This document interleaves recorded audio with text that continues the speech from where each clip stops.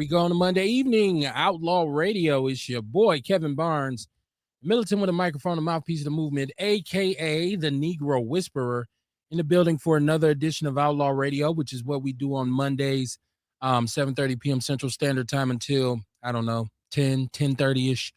And I said we because I'm normally joined by my Outlaw family. Shout out to ENC Jordan, who is trapped at the job tonight, so I don't know if he'll make it. If he makes it, it'll be a little bit later. But until then, you have yours truly, like I said, the Negro Whisperer, a.k.a. the world-class smartass in the building. Hope my audio is popping tonight. Hope my everything is working. Tell a friend and tell a friend. Outlaw Radio is on and popping. It's a foundational Black American platform that we try to bring intelligent conversation about Black issues, foundational Black issues, to the forefront.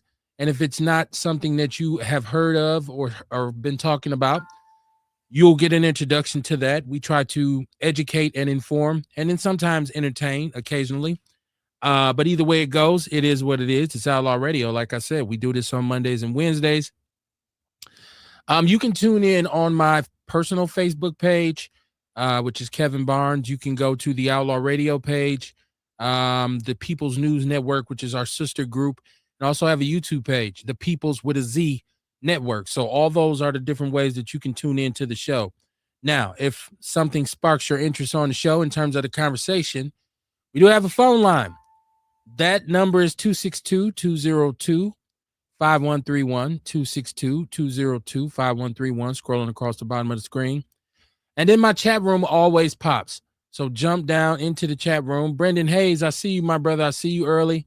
Brendan Hayes, he's saying, peace out. What's going on, Brendan? Let me know if you can hear everything loud and clear. Let me know if you can hear my sound effects, hear my voice, whatever. Let me know about the audio. There's a lot to talk about tonight.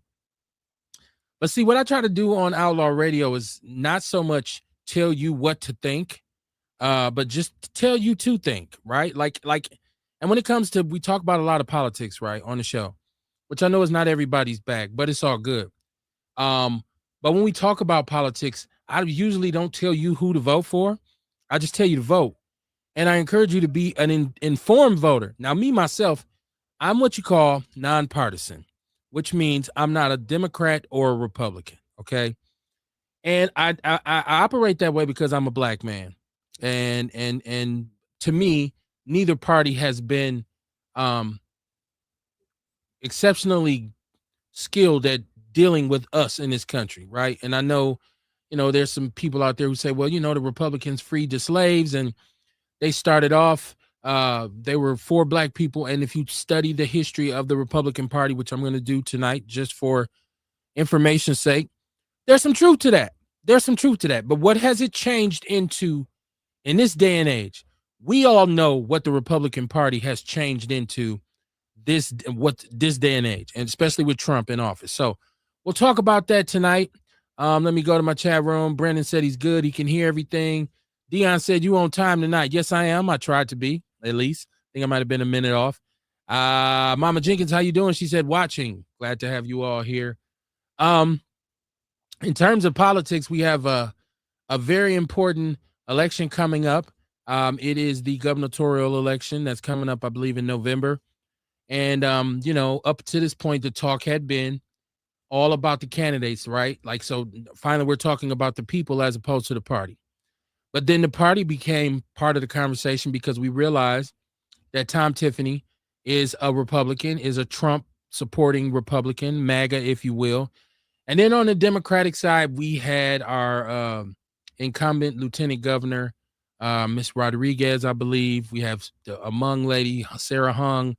We have my brother Mandela Barnes and my brother D.C. Crowley, right? So what happens is the Democratic Party, and I guess the powers that be decide to tell D.C. Crowley, you're not polling well enough.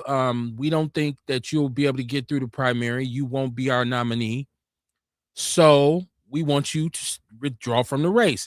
D.C. does so, right? And then he endorses Rodriguez, I believe her name is. Please tell me if that's her name. The Sarah Rodriguez, I believe her name is. She is not a Latino. She is a white woman who is married to a Latino gentleman. So DC endorses her and says, listen, every other Democrat should drop out of the race so that she can, so she can win the race. And let's unite the Democratic Party, right? Then we find out that there's some campaign funding issues. Money missing, misappropriated, however you want to call it, however you want to measure. We find that out. And then we find out that she has no money in her coffers, right? And if you don't have money, and I tell people this all the time, if you don't have money, you can't run an effective election, right? So she withdrew from the race. Okay, then we get a bunch of chatter. Okay, well, now the Democratic Party is going back to my brother DC and said, hey, DC, we need you to get back into the race. Okay. And we find out too that he had raised a bunch of money. So he gets back into the race in this fabulous announcement that he made on Saturday. And he is now endorsed by our current governor, Tony Evers. Now, what I want to do tonight is a little bit different because it'll be less about how I feel and more about how you all feel. Because I don't necessarily want to know who you're voting for. I just want to know how you feel as a voter. Do you feel bamboozled?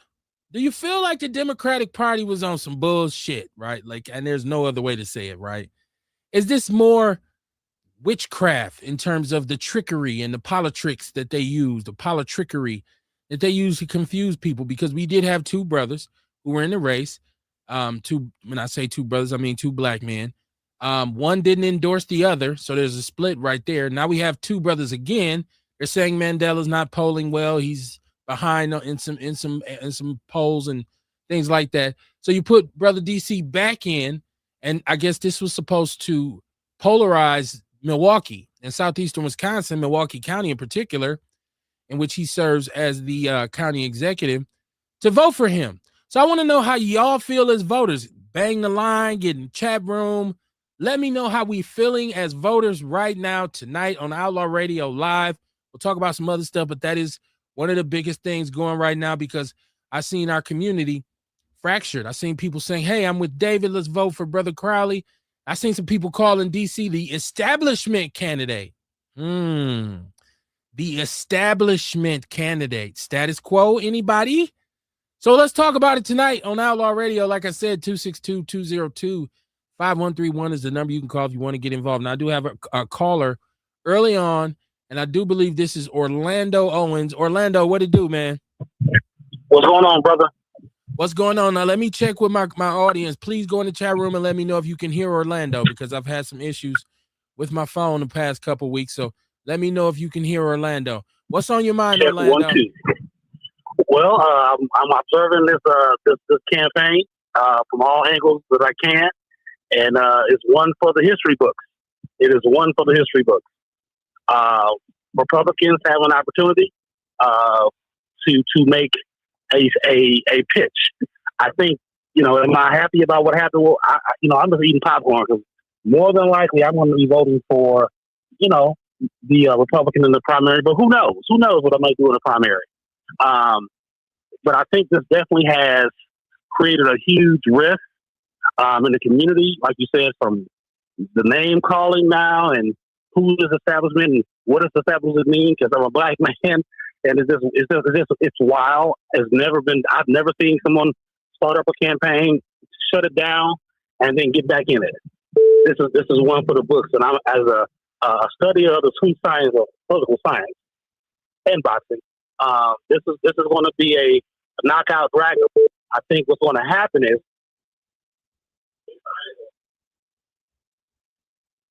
for one of these women to rise up.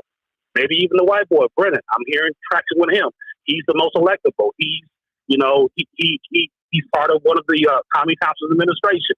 So it's interesting. I don't know where the wind's going, honestly. DC made the announcement on a third Friday. I told one of my Democratic buddies, I think, he's going to get out here like Friday. And sure enough, he did. And then Tony endorses him shortly thereafter. It's a wild time. I land there. Okay. I do have another caller on the line. Ewalk out in AZ, who is from the 414. What's on your mind, Ernest? What's going Boy, on with you? boy, that motherfucker Orlando got that, but he got on his pretty pair of tap dancing shoes tonight. He sounded excited to the motherfucker, man. I'm ready for his ass, though. Oh, excited ass, Republican ass, Sambo ass, nigga. Messy Mud Day is on. Tap dancing shoe wear. Your tap dancing shoes got lightning bolts on them, old square ass nigga. Okay, other than your angst for Orlando, what's on your mind, man? What's going on in your part of the world? Yeah, same as everybody else's and shit, getting the same news from everywhere, all over, trying to decipher what's true, what's not, who real, who ain't, who tap dance, who don't. You know what I'm saying? Regular life and shit, you got to look at the shit to at least have some type of incline about what's happening. You know what I'm saying? That's why I like to fuck with Orlando. Let the whole world know he a tap dancing motherfucker, lightning bolt shoe wear motherfucker. Okay. Okay. Let me go to my chat room. I'm out of this bitch. All right, Ewok. My chat room, Mama Jenkins said it's just messy. Earl Hennig said, "What it do, my brothers and sisters? Love us. Fuck Donald Trump and his friends who think they own America." Okay. Let me see what else we got down here. We got some more comments. Maureen Bishop, how you doing? She said, yes. People were letting me know they could hear the phone, which I'm grateful for. And Ace Cooley's in the chat room. He said he's in the building. What's going on? Ace, how you doing? How you doing? Y'all, please share the show. Like I said, now here's my thing, right? Shout out to DC. I'm pretty sure this is a triumphant moment for him in his political career. And I understand that. And I understand that he's battled through a lot and come a long way to get to where he's at. His brother's from the north side of Milwaukee, from the hood, from 53206, I believe. So shout out to him.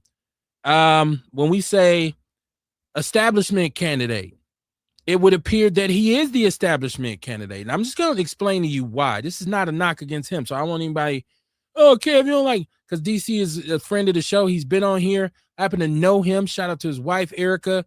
We knew her as E-Dot years ago when I was on the London Brown podcast. So I know her as well. And this is before they were even married. But shout out to her. She's good people, right? Like, he's a good dude, man. And it's a good look for, a black man with ain't got a bunch of baby mamas running around, got his wife with his 3 babies, his daughters. Shout out to them. But one thing that I don't like when white people turn to the black community and try and tell us who our leaders should be. It is something that has always bothered me. I believe we should be on the same page in terms of picking who we want to sit in office and represent us. And I'm not saying that that's necessarily Mandela. I'm really not. I'm saying anytime they start big upping somebody, it worries me.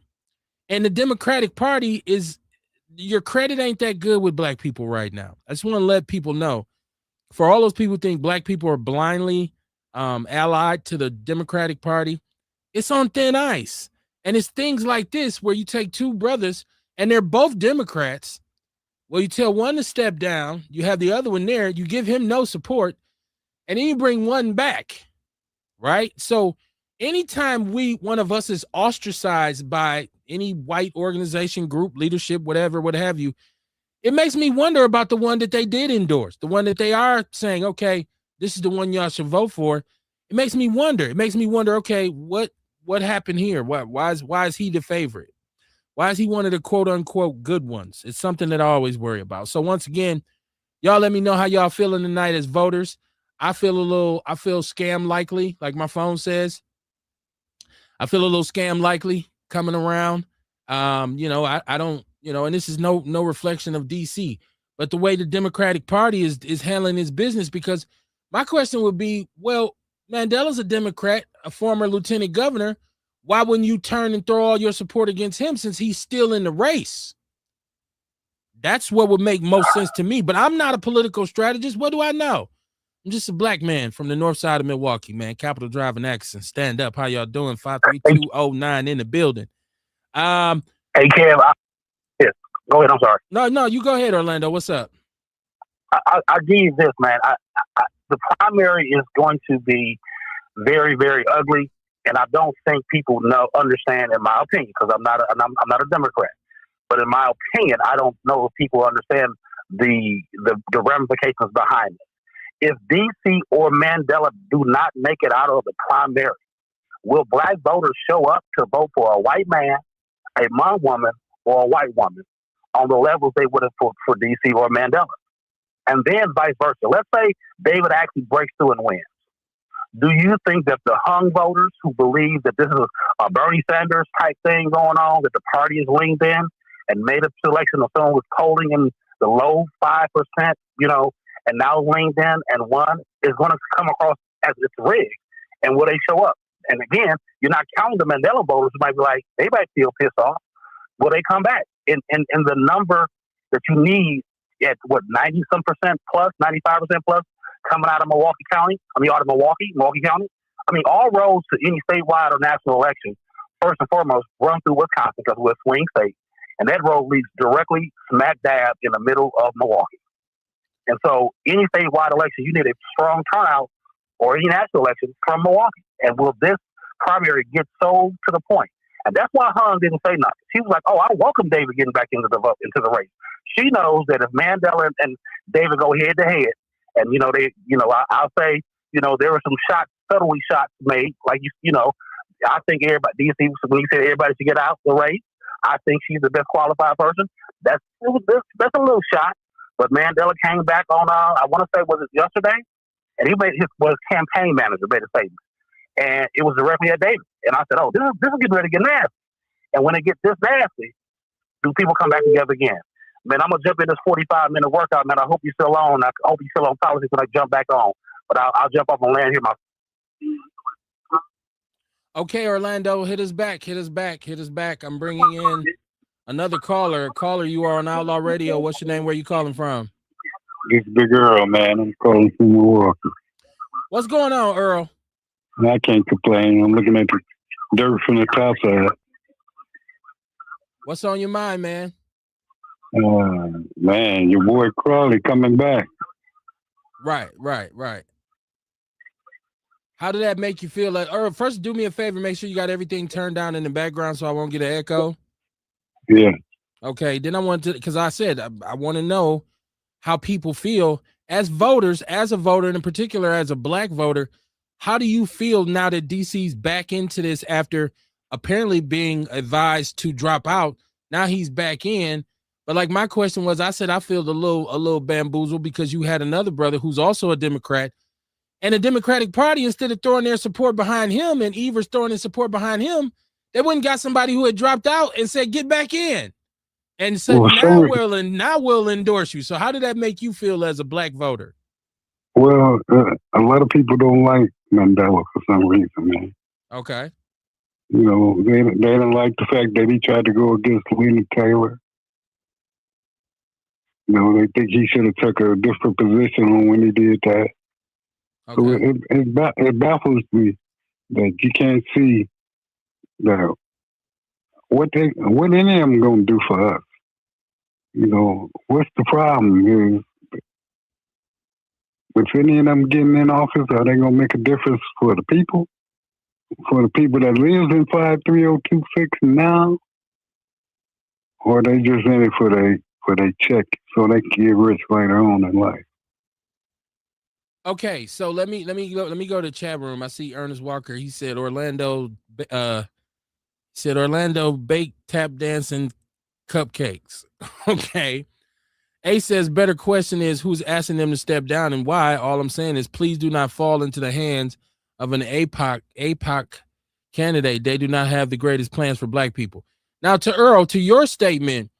So the governor is not necessarily, I guess, we know that if you're the governor, you gotta govern the whole state, right? So it can't be just about Milwaukee. So if we're going to complain and look at 53206, we'd have to go to the mayor and say, Mayor, what is the governor doing in terms of state funding and state legislation to help you reverse some of the conditions that exist in 53206? So we know that neither one of these candidates, and I feel safe when I say this, and if I'm wrong, in my chat room, on my line, let me know.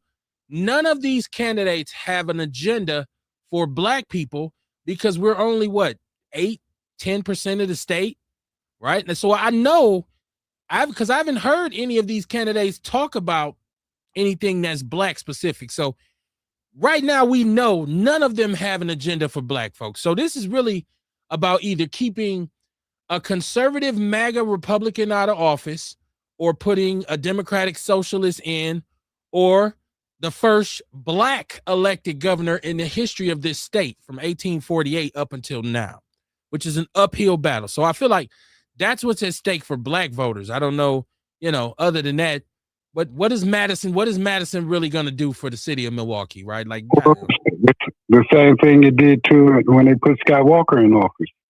Damaged this city so bad, it still ain't got over it. Okay. Milwaukee still hasn't got over Scott Walker being governor of the state of Wisconsin. Okay. I guess my answer to you would be, I don't think any of these candidates are going to be able to come in there with any kind of sweeping reforms to assist Milwaukee. And I also say this, to become the first black governor in the state of Wisconsin history is an uphill battle, right? Like, because, and I said this many a times, the 8 to 12% of this state that is minority, 95% of that population lives in southeastern Wisconsin. Okay, at least 80 plus of it lives in southeastern Wisconsin. Now, once you get outside of southeastern Wisconsin, and then, we got some black people in Madison. We may have a spraggle in Green Bay or something like that. There may be one or two dots here and there on the map, but this state is 86 to 88% white. And right. the road to Madison is going to be decided by northern Wisconsin, not southeastern Wisconsin. At least I don't believe it will be. It never is.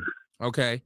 So it's going to be very hard for either one of these brothers to win, let alone to have two of them and to have one that you say, like I said, people, and this is not an offense to David, he appears to be the establishment candidate. He appears to be the black guy that the white people are saying, hey, he's one of the good ones. Vote for him, right? And so then that means the other brothers just kind of left holding the flag saying, well, what about me? Well, he's a Democrat too. If I was Mandela, I'd be pissed at the party. I feel like Mandela should be pissed at the Democratic Party, right? Especially at a time when they don't have a lot of strong black candidates for any of the positions that we need to take in order to get control of the United States government to get a majority. And they struggle with black candidates. But here you have two, and you basically stiff arm one and grab a hold to the other one and hold on to him and say, hey, you're our boy, right? So if I was Mandela, I'd be pissed. I'd be like, yo, I'm part of the party too. Don't he pay his dues? Or did Mandela piss somebody off in the party that we don't know about? Ably. Okay. You think Mandela pissed off Chris Ably? Yeah, he did. How could he piss off Chris Ably? He was the lieutenant governor. So Earl, this is another thing that I'm saying. You have, and Evers, this is what confused me even more about Evers. Mandela was your lieutenant governor. You go and endorse someone else. You endorsed the Rodriguez lady because she's the lieutenant governor, but you didn't endorse. Now, were you mad because Mandela left and challenged Ron Johnson to become a congressman, or what? Like, what? Why did Evers say, you know what, I'm not messing with Mandela no more? Did they not get along? What's the dirt here? I like to know what the dirt is. Well, he did leave him. Yeah, he did try to go and run for something else, but I mean, it would improve. It would help the Democrats to have another Democratic black man as a congressman. It would have assisted a senator. I'm sorry. It would have helped. It would have helped them more. So why I don't understand what would be the attitude towards that? But he knew that man had no chance of winning against Johnson. He almost beat him. He was 12,000 votes. He lost by 12,000 votes.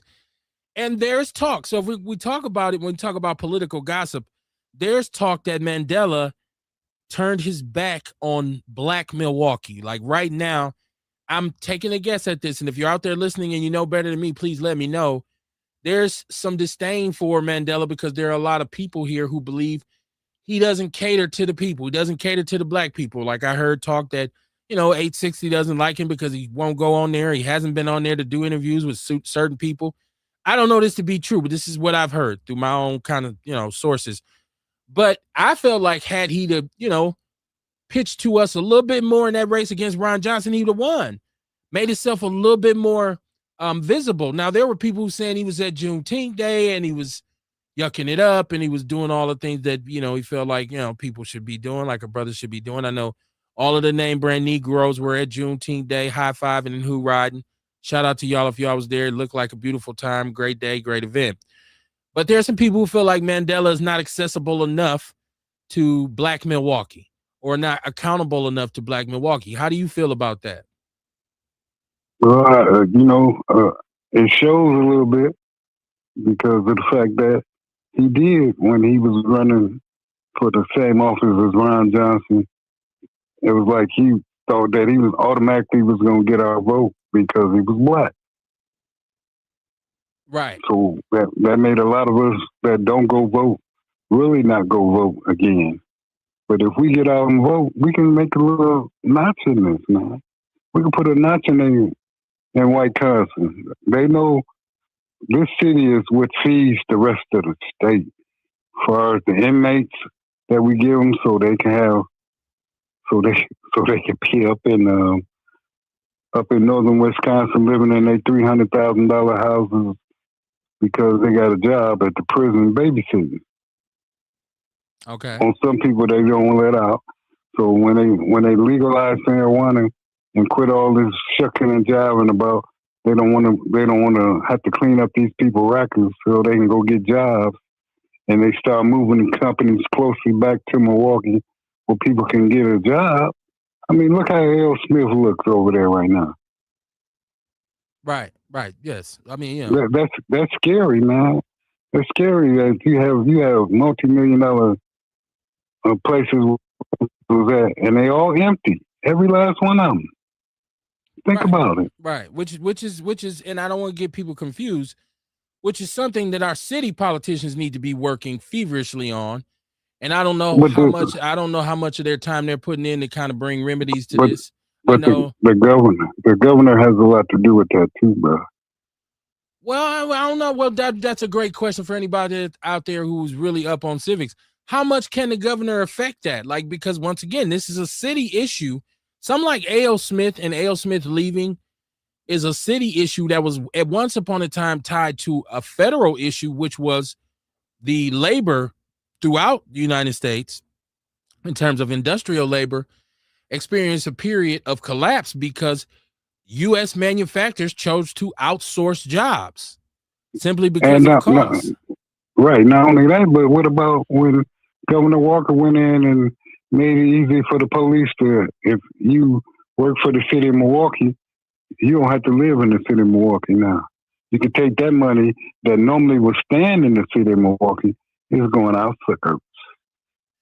He did lift the residency requirements for positions such as police officers. Now, was that something he done as governor, or was that something he done before he left? As governor. Okay. He had no power to do it other than when he became governor. Okay. Like if whoever gets in governor and turns it back, you think they're gonna fight that? I'm pretty sure it'd be very controversial because you have so many people who took advantage of that and got the hell up out the city that still have city jobs. I mean, right. Even those jobs though that required that. Aside from that, if we look at the people who actually work downtown, right? Like in downtown is where the money is. Make no mistake. In the city of Milwaukee, downtown is where the money is. That's where Fortune 500 companies are. That's where the commerce is. That's where all of the big time corporations that are still in Milwaukee exist, right? If you look at the expressway after 5 o'clock, it's full. It's packed with those people who work those jobs getting the hell out of here. headed north or west? Headed northwest. All roads away from Milwaukee, I tell you, or south as well, heading south. Yeah. Just getting out of the city. So, that has been a thing for a very long time, but that's been something ever since, white flight first started in the city of Milwaukee when open housing was passed way back in 1968, right? Like, so that is an issue, and I'm glad you pointed that out. Scott Walker was, for some reason, some people might say, very anti-Milwaukee when he was the governor, and that was our kind of taste of what it would be like to have a conservative Republican governor, because we talk about a city that's been democratically run for I don't know how long, right? Like Milwaukee has had Democratic mayors for I don't know how long. And look at the state of Milwaukee, right? Like, I mean, that's why I'm nonpartisan. That's why I don't big up one party or another, because I see that, this is that they're both one and the same. Let me give Of a course. chat room. Ace Cooley says, this tells me that the other guy's a yes man for them. I don't want to call DC a yes man. I don't want to label him as a yes man, because I haven't known him to be one in the past. But then again, I don't know everything. I don't know what goes on behind closed doors. I wasn't happy with the whole Act 10 thing, with the whole tax increase that he and the mayor say, yeah, we saved the city and the county from a fiscal cliff. And then there was back and forth in the spring. Well, how much was the deficit for the county? At one point, it was 19 million. Then they said it was a surplus. What we know is that the state of Wisconsin had billions in surplus money. What's being done with that money? Where's that money being distributed at? I'd like to know, right? What they say is helping pay for child care and help pay for the medical bills that the people without jobs that's on Forward, Wisconsin are using. And it's a shame that man, when they took out training the kids to be electricians in high school and plumbers, and they had an issue with, like, it was like veteran black folks. They ended all that stuff, like wood shop. You teaching kids how to be carpenters that can fix these porches. We should have a company. It should be a company right now in Milwaukee making two things, and that's windows, the vinyl windows, and the copper pipe, so they can clean up the lead. All this money they say they got to fix all the lead laterals. Why do we have to fight with all the stuff coming from out of the cup? And there's plenty of room here where they can make it. That's a good question. I once again, I'm just talking with my audience tonight, and all supporters. If you are listening, the number is 262-202-5131. I want to know how we feel, because we keep hearing about what these politicians say and people who's going to unite the Democratic Party and who's going to do this. But I want to know who's going to do something for the people. Yeah, because what happened to the money from the paint companies that they said was supposed to come to Milwaukee for them poisoning this city for years? Did we ever get any money out of that? Did we ever get lead the poisoning, the lead poisoning from the paint? Did we ever get some of that money, some of the settlement? No, I thought we did. I don't know. I know that there was a debate, because I know that was the reason why Tom Barrett did not want the city to accept any accountability for lead pipe laterals in regards to the lead poisoning for our children, because they had established that this was a result of the lead paint chips that children had been, consuming in properties that still had that old lead paint in it. So I'd have to research that and see if that, if there was any distribution of money from that, or if there was ever even a settlement from the paint, from the lead paint poisoning. But like I said, y'all call in, let me know how y'all feeling tonight, because it's going to take us. Now, this is the thing. One thing, the question that's been asked, Orlando just asked this question, and Earl, I got you on the line. But what does it take to get black people in Milwaukee to vote? Because historically, we've had some low turnout, right? We've had low turnout. Now, I know the most mobilized I've ever seen us was during the Obama age. During that whole time when Obama was running, people were just, and I know when Mayor Johnson ran the first time, we wanted a black mayor. So a lot of us went out to the polls in numbers. We did numbers, right?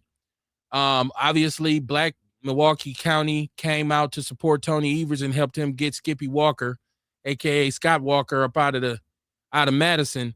But what is it going to take? Now, Orlando just asked this question. If neither one of these brothers makes it out the primary, who do black voters now go to the polls and support? Definitely not a MAGA Republican. Definitely not. It's not going to happen. Okay, so now we're looking at Hung. I think that's her name, Hung, or Brennan. And I don't know much about Brennan, but Hung is a Democratic Socialist, which is the latest trend in government right now. Everybody wants to be like New York. Everybody wants to change things like New York. So will black people come out and vote for Hung? Like, is that because if that's our only choice, if neither one of these brothers makes it out the primary, I think my personal opinion is a lot of us are just not going to vote. They're just gonna say, "Nah, I'm cool. Ain't no brother right, left. because I'm cool." You got to understand too. We're never given an opportunity until we take it. We got to take the opportunities to do better for ourselves. And you got to care about your kids. They see we don't care about our kids. They see we don't get out and vote. They see we don't. This city is built on making the state richer, because where all the tax money goes from this city to the state, and how much do the state send back to the city? Well, there was supposed to be this whole Act 10 thing to increase the sharing of revenue between. It hasn't happened, has it? Well, it was $200 million that was raised via tax funds, and 90% of it went to city pension plans. So, well, that's because you had idiots in office that made those idiot pension plans. They was both idiots, the county and the city. What companies give that much benefits to their people after they leave? It's very rare now. That's what led to the collapse of the industrial structure, because of pensions and benefits. And they just said, you know what? We'll just send these jobs to Mexico. But obviously the city of Milwaukee can't do that. So they feel like, okay, if you work for the city, you'll get this fat pension plan. And which is killing the city. And it has been for years. And I don't understand why none of our politicians have said, look, let's get some legal counsel and let's go to court and let's try and get some of this stuff reduced. Let's at least get some caps put in place, because this has screwed our budgets for the last, 20 years, 25 years since this whole scandal started way back in the days. I don't know why nobody is taking this on. It's like it should be some kind of legal loophole that we can go and say, yo, let's get rid of this. Let's do away with this once and for all. Because they're benefiting from it. Yeah, we know a large percentage of those jobs, in terms of especially administrative jobs for the city and the county, are held by white people. But then you complain. Those same white people who are on that highway getting out of town after 5 o'clock every day.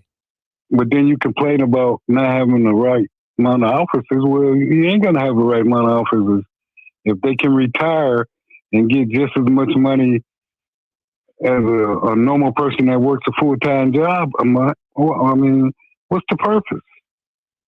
Yeah, and that's a whole other issue too. I mean, where we heard over the holidays, when it seemed like Milwaukee went to hell in a handbasket for 48 hours, and they were saying that they were 200 police officers short.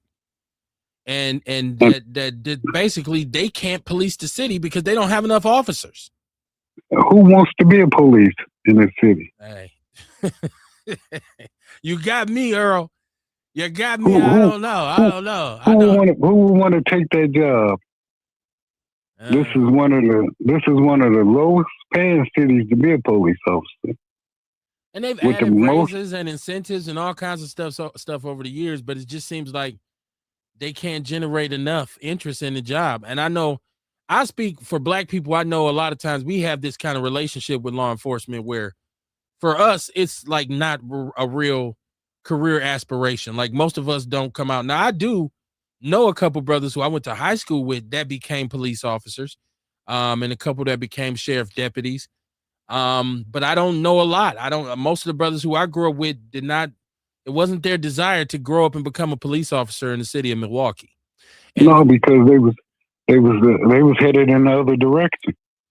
This is true, but as well as how we saw the police, the way we view Right. our relationship with law enforcement was like, yo, baseball cards be damned, we don't like the police, right? Like we just felt this kind of way against the law enforcement agencies in place, right? So, Well, I mention this to people all the time, and people look at me like I'm crazy. I think it's sad to say, when Harold Breyer was in office as police chief, they had the people scared too. okay. Nobody's scared of the police no more. Okay. Well, you know. People used to be scared of the police. They ain't scared of the police no more. You had a good reason to be scared of Harold Breyer police officers. Let's say that. Right. And I want people to Google Harold Breyer. He was also known as the Bull Connor of the North. That is a very heavy connotation. Okay. If people don't understand what that means, please Google it, because it would probably, if I started to explain it now, I'd probably take the rest of the show. I want people to take a look at that. So, hey, and him being in there kept a lot of shit down. You know, there wasn't that many homicides going on when he was in office. And when they did happen, they sure was bum rushing people. I remember when I was growing up, the officer got shot on like somewhere in First Palmer and North Avenue, and they cleared the whole. They went in everybody's house looking for that suspect. Everybody in the neighborhood house got invested. Well, also too, a lot of the time that Harold Breyer was a police officer, Milwaukee economically was a very different place. So the crime was way lower because the city was way better off economically. Because we had better, wasn't as high. Because we had better policing. Well, and I tell you what, Harold Breyer was in good with Mayor Meyer. You know, that Breyer-Meyer connection, people, once again, you have to Google this. He had pretty much free, you know, this man that made himself police chief for life. Yeah. Like he was a powerful dude. So his officers could, in essence, whoop ass. They didn't have a whole bunch of handcuffs on them. There's a period in the 70s when the police in Milwaukee, the Milwaukee Police Department, murdered more people than any other police department in the country, in particular black men. There was black men that there was so many high-profile murders that the Milwaukee Police Department had committed on black men. That was under Harold Breyer's watch. And Harold Breyer was open in saying for a long time, historically, he said he didn't want black police officers because he didn't want them arresting white people on the South Side. But that's because you know why, right? I don't call this place White Council for nothing. Well, I'm just explaining to a lot of people who may not. I know you know, Earl, because you've been around the block a couple times, but there's a lot of people who are unaware of the history of this city. They don't know. Well, some of them weren't born. Right. There's that too. And then there's some people just don't know. They may have been born, but they just weren't aware of it. Because of, you know, like you said, some of us are younger than others. And this isn't something that all the little kids knew growing up. When I was growing up, I just had a mother who kept that Journal Sentinel, or the Sentinel at that time, and the Journal.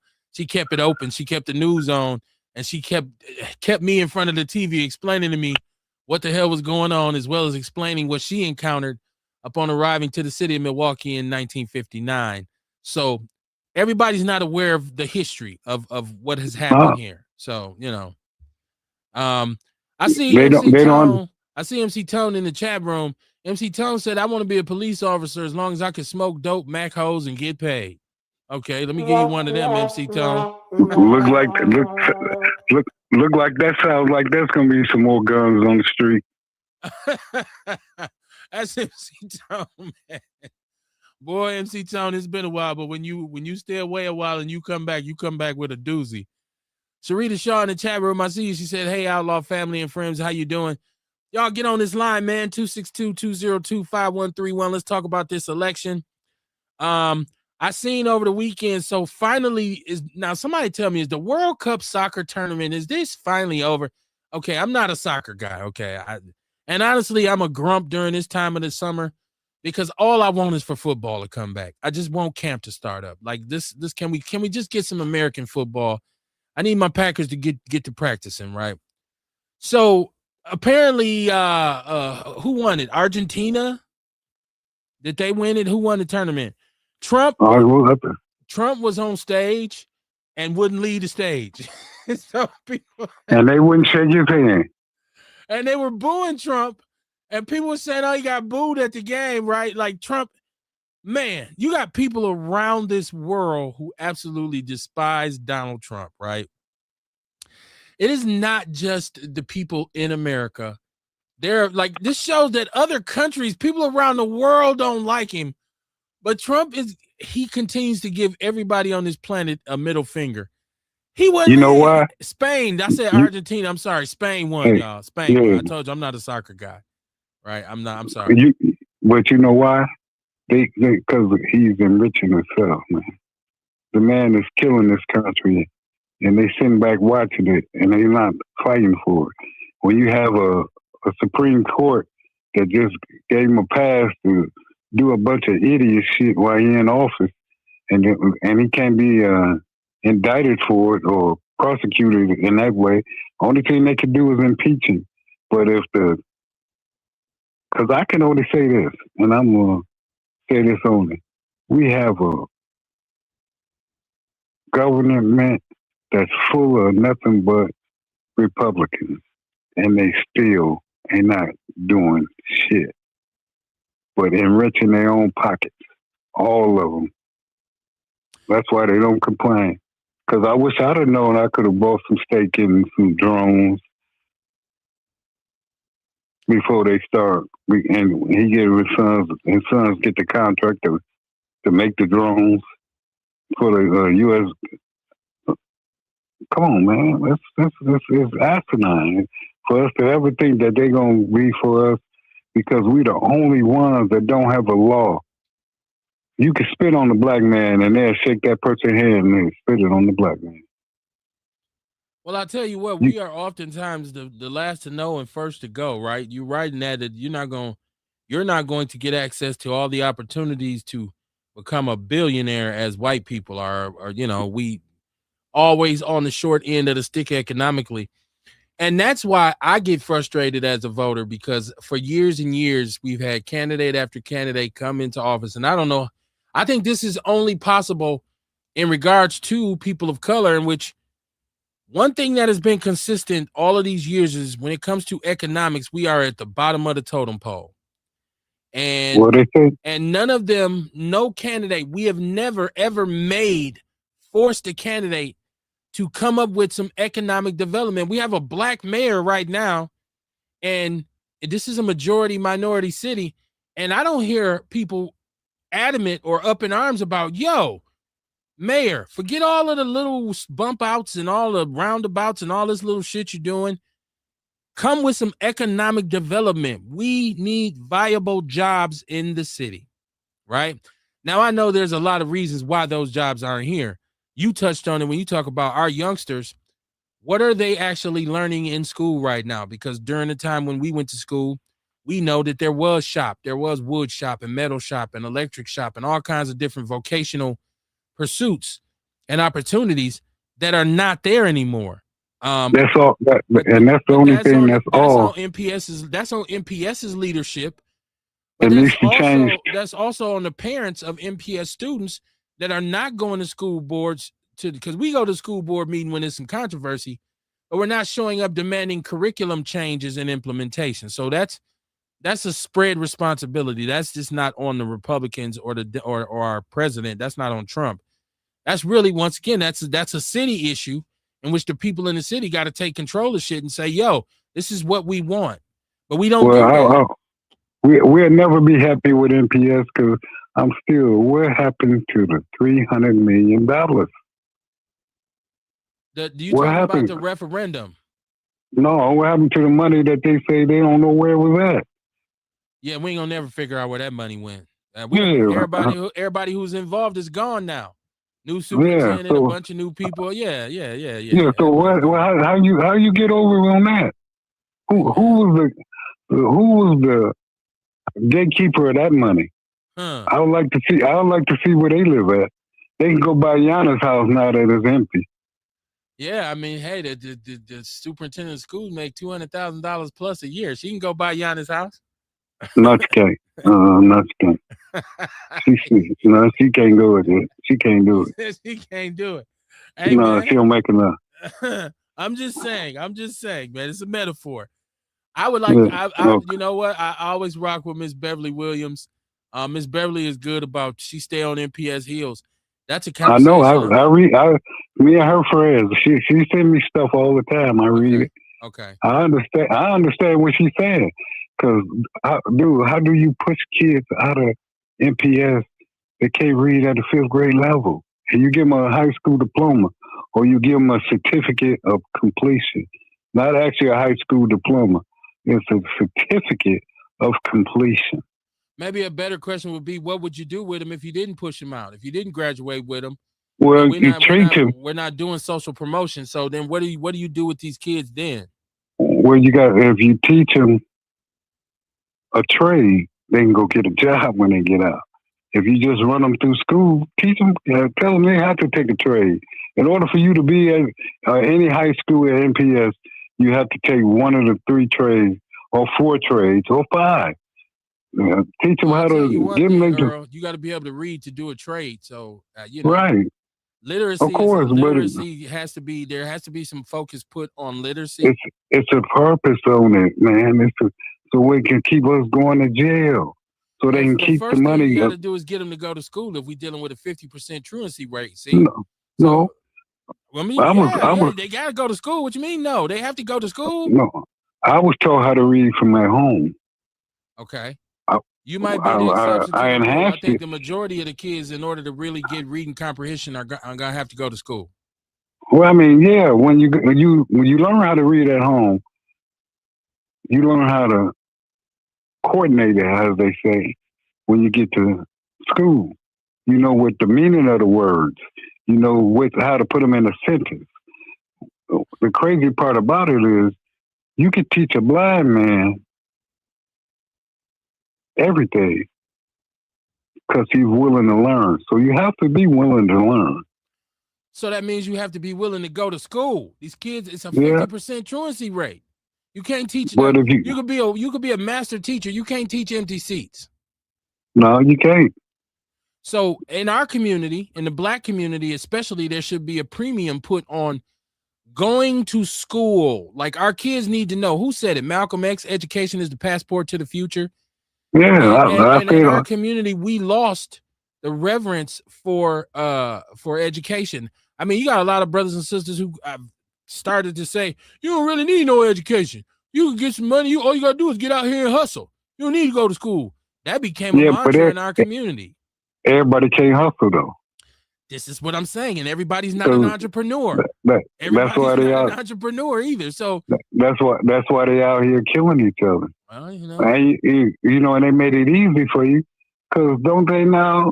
If you get a 2.5 or better in a high school, that you can go to any of the universities in Wisconsin for free. I don't know. I would have to check on that. I don't know about that because I know UW-Madison still has some pretty strict entrance requirements because that's an academic university. That's a research Right. university.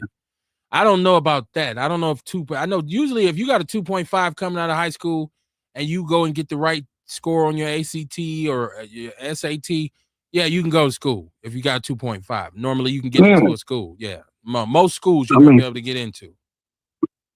I mean, like you say, they say we need plumbers, electricians, HVAC, and heavy equipment operators. We need all that, but they're not making any. They're not making any programs so you can train them. I was watching an article. I was watching Facebook today. This young brother said when he graduates from high school, 18, he's going to be an electrician. And I said, what gave him the concept of that? Somebody had to put him that in front of him for him to want to be that. Because not everybody wants to be an electrician or a plumber, but just to have an opportunity. When he graduates from high school, when he goes into his training, he's going to be making $25 an hour. And that's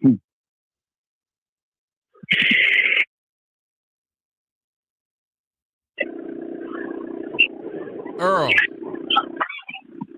Do we still got Earl with us? Hold on. Oh, my phone is jamming up on me. This is Orlando now. I know I was trying to combine calls. Orlando, let me clear the line, and I want you to call me right back, okay? All right, yeah. All right. Earl. Yeah.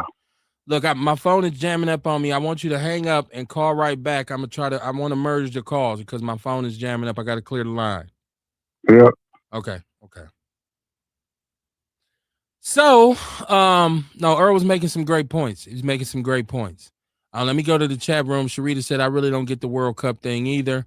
Yeah, thank you, MC Tone. Spain won. I said Argentina or some shit. I sure wasn't on it. That was Earl Henning on the phone, Sharita. She said, land the plane. She said, all non-entrepreneurs are not killing each other. I don't think that was the sentiment either. Well, he was talking about the kids that have no. You're not an you're not an entrepreneur. You're not really a hustler per se. Like you can't really get out here and scrap together a bunch of different jobs. So I think his point was you get kids who are desperate, who don't have any opportunities, and then they start to kill each other. So I think that's what he was saying by all of a sudden they start killing each other. I don't think it meant all non-entrepreneurs are not killing each other. Because I think most people are not entrepreneurs. Most people are people who want to get a job, want to get a career, want to save some money, possibly maybe dabble in some entrepreneurial pursuits through their savings, because the object of getting money is to make your money work for you. So you want to put it in an interest-bearing account, or you want to be able to invest it in something. Most people are not entrepreneurs. Entrepreneurship is very difficult. It can be very tough, especially in today's market where you got tariffs and all kinds of stuff like that, and the cost of everything is up. So overhead can get overwhelming for an entrepreneur. So that's why a lot of people aren't entrepreneurs. It's not for everybody. So that's why every time somebody says, "Oh, you stupid for having a job," and I'm like, well, you can't call somebody stupid for having a job because not everyone is an entrepreneur. It's not everybody's grind or everybody's desire to be up against it like that, because entrepreneurs got to be some really tough people. So, I think people need to understand that. Octavia Nicole said, sure is. What we talking about, Octavia? Sure is. What we talking about? I'm trying to get Orlando back on the line because I think he has something to offer the conversation. If you're out there, I still want to know how you feel as a voter. And if you haven't called in before, the number is 262-202-5131. I want to know how you feel as a voter with Brother Crowley getting back into the race. And also, I feel like the Democratic Party giving Mandela Barnes a stiff arm.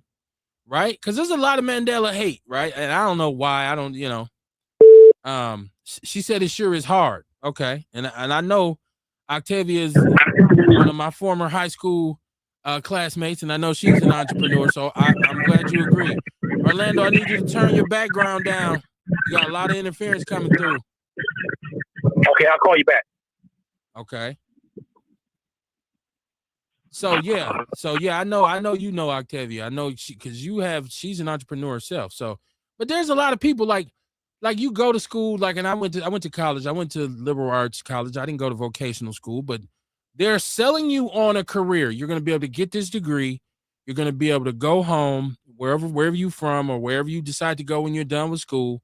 You're going to be able to get a job in a certain field, and you're going to be able to make a certain amount of money that's going to enable you in terms of establishing a certain lifestyle. That's the dream. Dion, I need you to turn your device I cut it down. You ain't give me time. I turned it down. You should have it turned down when you call in. You already know. Okay, we got it. Okay, it's down. It's been down. So the thing is there are a lot of people who go through the school thing and say, "Yo, I'm gonna go and get me a career path, and this is gonna help me make sure that I can have a certain lifestyle when I get out of school." Then you get out of school and people be like, well, you should have become an entrepreneur. You should have went to college. Or, you stupid. You stupid. You should have went into a vocational field. So you sitting there like, dude, what the hell? So a lot of times you just got to put your head down and do what you do. And don't let nobody talk you out the tree. Make up your mind, put your head down and grind it out and get where you can get and do the best you can. Now, I do have my brother Dion here, who is part of our Outlaw family, who is also a very regular contributor to the show. And if you listen, you know Dion's always around, right? What's on your mind, D? What's going on, man? Shit. None. The same shit I text you the other day, and you was like, nope. And I was like, me neither. I don't think that was. It's a joke. It's a joke. The Democratic Party is all in a disarray. You know what I'm saying? Since Kamala lost, it's like they head ain't all right. You know, going down to Texas with Jasmine Crockett. You know what I'm saying? And this man, it's almost like burning the bridge and going back across it.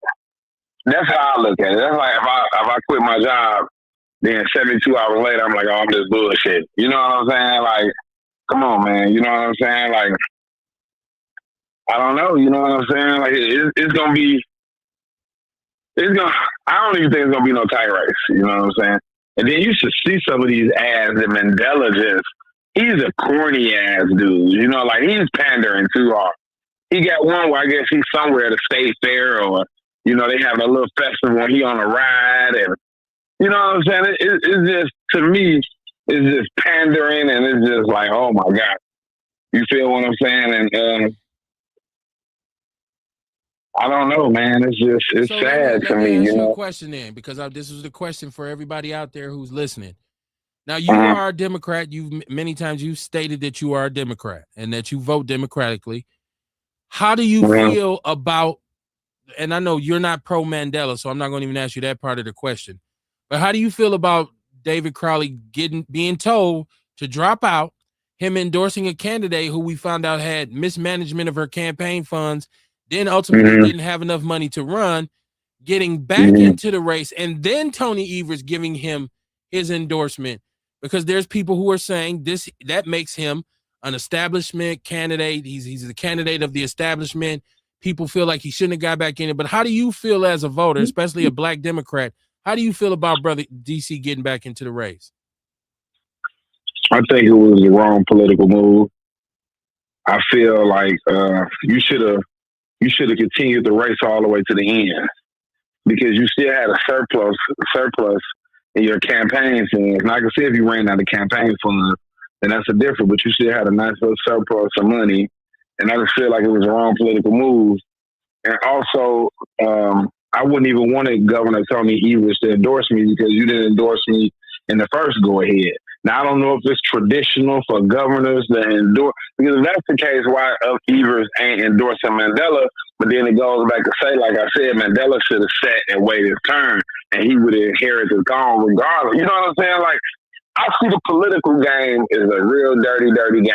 You feel what I'm saying? It's not like people, you know, like it appears to be. Like, even with votes, it's almost like working for where I work. It's like who you know. You know what I'm saying? And I just feel like it was a wrong political move to drop out and then to either come back and then get a watered down, weak endorsement for Governor Tony Evers. I just feel like it was watered down and weak and it holds really no weight. I heard he was in Africa and endorsed him on Twitter or something. I don't know. I don't even think.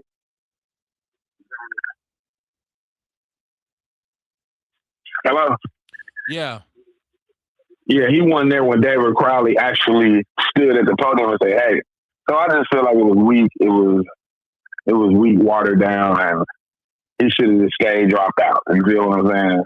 Okay, now give me a second. Let me go to the chat room. Somebody, you got to turn your device down if you're going to be on the show. I can hear myself in the background. I'm about to mute you. All right.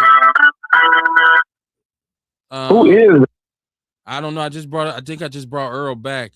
Sharita said, I haven't been watching the congressional meetings. You said it's war between themselves, Dems and Republicans. Well, that's always been the thing, Sharita. MC Tone said, just vote for MC Tone. Y'all just heard he say he wants to smoke dope and pimp hoes if he can be governor. So if y'all want to vote for MC Tone. Sharita says Crowley has tangibles with evidence. In regards to what? She said, dirty as fuck, politics is slavery, is salary driven. Well, politics is governed by the money. We know that. That's why you got special interest groups and lobbyists. We know that the money runs these races, and that's why Rodriguez had to drop out. She had money problems, right? But I thought it was weird as well, and I think Dion just touched on this, that Mandela had been lieutenant governor. So if DC's already dropped out and Rodriguez dropped out, why wouldn't Evers turn and say, okay, he's been a lieutenant governor, I'm going to give him my endorsement? What is the reason for the stiff arm? because he quitted on him. Listen, I'm nervous, and I'm telling y'all this. This might sound bad, y'all, but I'm nervous. I'm nervous anytime there's a black person who white people like, who white people want to endorse and say, "Hey, he's our guy. We like him." That makes me nervous about that brother. I start saying, "Yo, what's up with that? How come the white folks like him?" And it makes all of us a little nervous. Like, "Yo, what's up with Cuz? Why do the white people flock to his side?" So I got Earl, and I have I see Orlando chime back in. What's on your mind, Orlando? Make sure you got everything turned down because I'm getting echoes. Yeah, I got it cut down. That was that 2006 Pontiac vibe was rolling through kind of loud, but no, I'm home now. Man, I think that the endorsement process is what's making a lot of angst, I guess about David. And David's trying to balance his work in the community and being, tapped to be the one. I don't know. I don't know if I got cut off my earlier call, Kev, when I was breaking down, like, will black people show up for a Hmong lady, a white boy, or another white woman? And then I said this: if David does make it through, will that Hmong lady supporters, will they show up? Will they feel like it's rigged and Democrats get what they get, and we take an eyeball and go home? Well, I disagree with you, Sonia Kev, that the black vote. You don't believe the black vote makes a big difference in the statewide election? Did I hear you correct? Not necessarily. I'm not saying it doesn't make a difference, but I'm saying I think ultimately the governorship is basically decided by the northern Wisconsin vote. That's what I said. I think it holds more weight than the black vote. Well, and I think that's where a lot of people, although the vote is concentrated out of Dane County and Milwaukee County, right? Those are the two biggest turnouts. But I guess my broader point is still the same. If David does actually make it through, I think that's going to take a whole lot of those white voters to say, "I'm gonna stay home." This is too reminiscent of Bernie and the party leaning in and picking the person, even if it's not true, just the perception of it. And I think that's the issue. And my question is, will this have a long-term effect on the Democratic Party with black people moving forward? If neither Mandela or David makes it out, will this have a long-lasting chilling effect on the black vote by saying they don't want our vote? You don't want our interests, and I land there.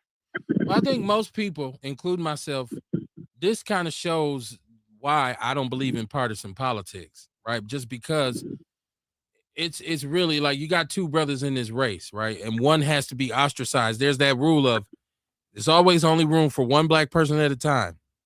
And I think that the Democratic Party totally mishandled this, because why would you ask? Because if you love DC that much, why did you want him to withdraw? Why did you advise him to withdraw?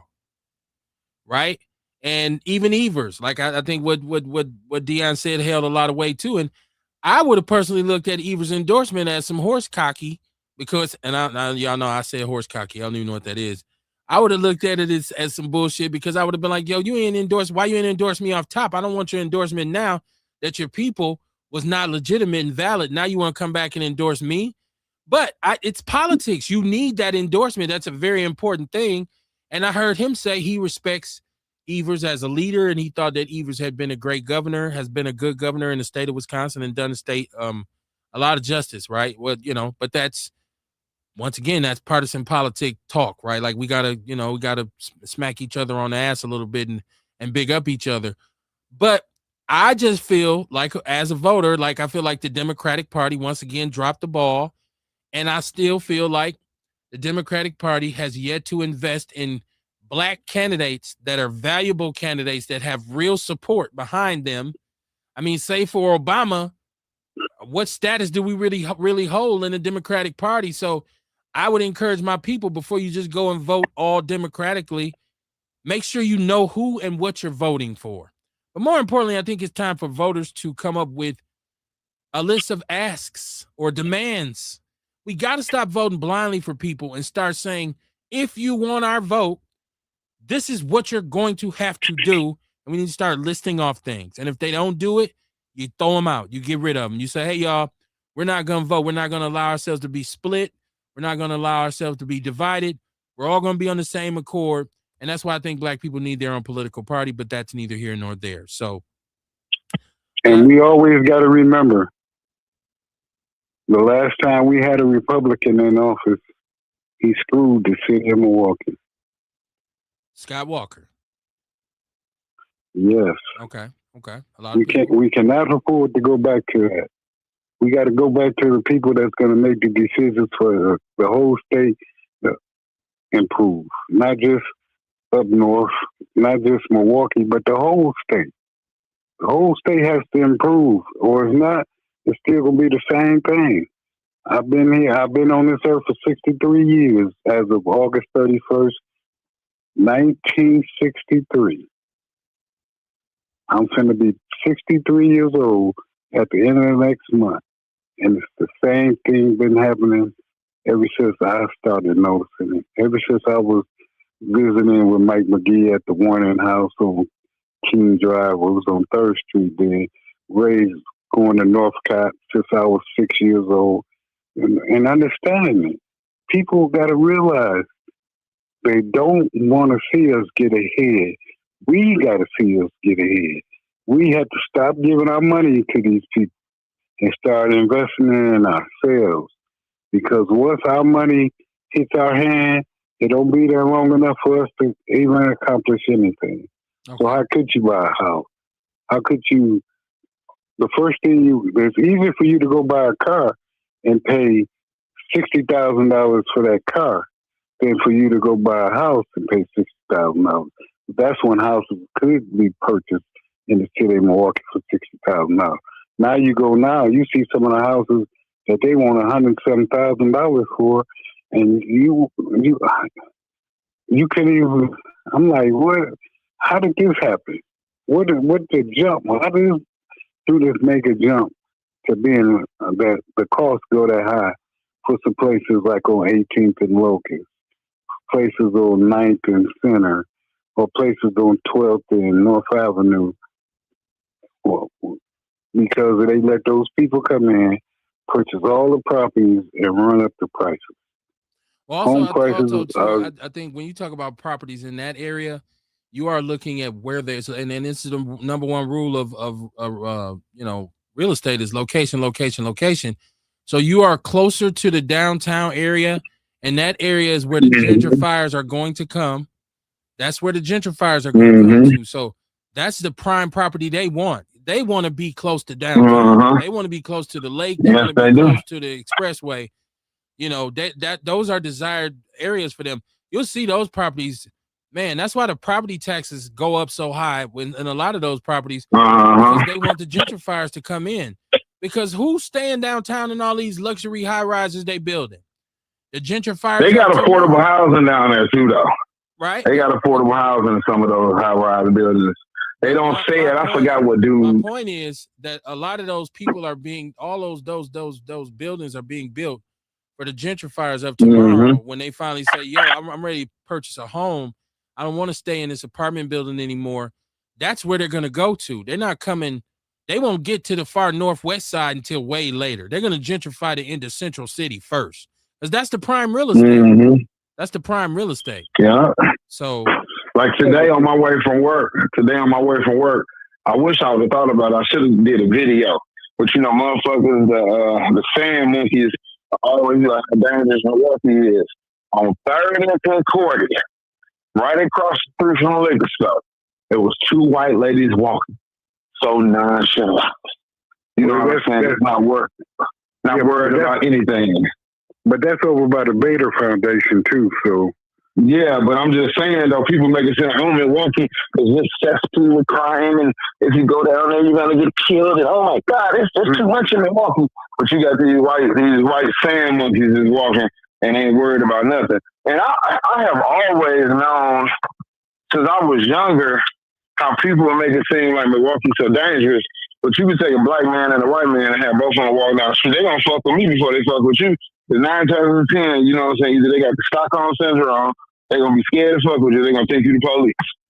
You know what I'm saying? Knock me outside of my motherfucking head. I tell you what, it depends on what time those white women was walking down that street. Because if it's after dark, if the sun is down, it's equally dangerous for anybody's ass to be in certain areas when it's Yeah. nighttime. Yeah. So it ain't about if they are brave enough. You start seeing white people walking all through the ghetto at night, then you know gentrification has officially started, because that's when Milwaukee is really dangerous after dark. In the broad I open don't see daylight, Milwaukee dangerous like that at nighttime. Though. I'm you gonna be might not, honest with you. I swear. but the statistics say something else. And Go on 28th and Burleigh. the number of I events, do. I go to Chicago, sir.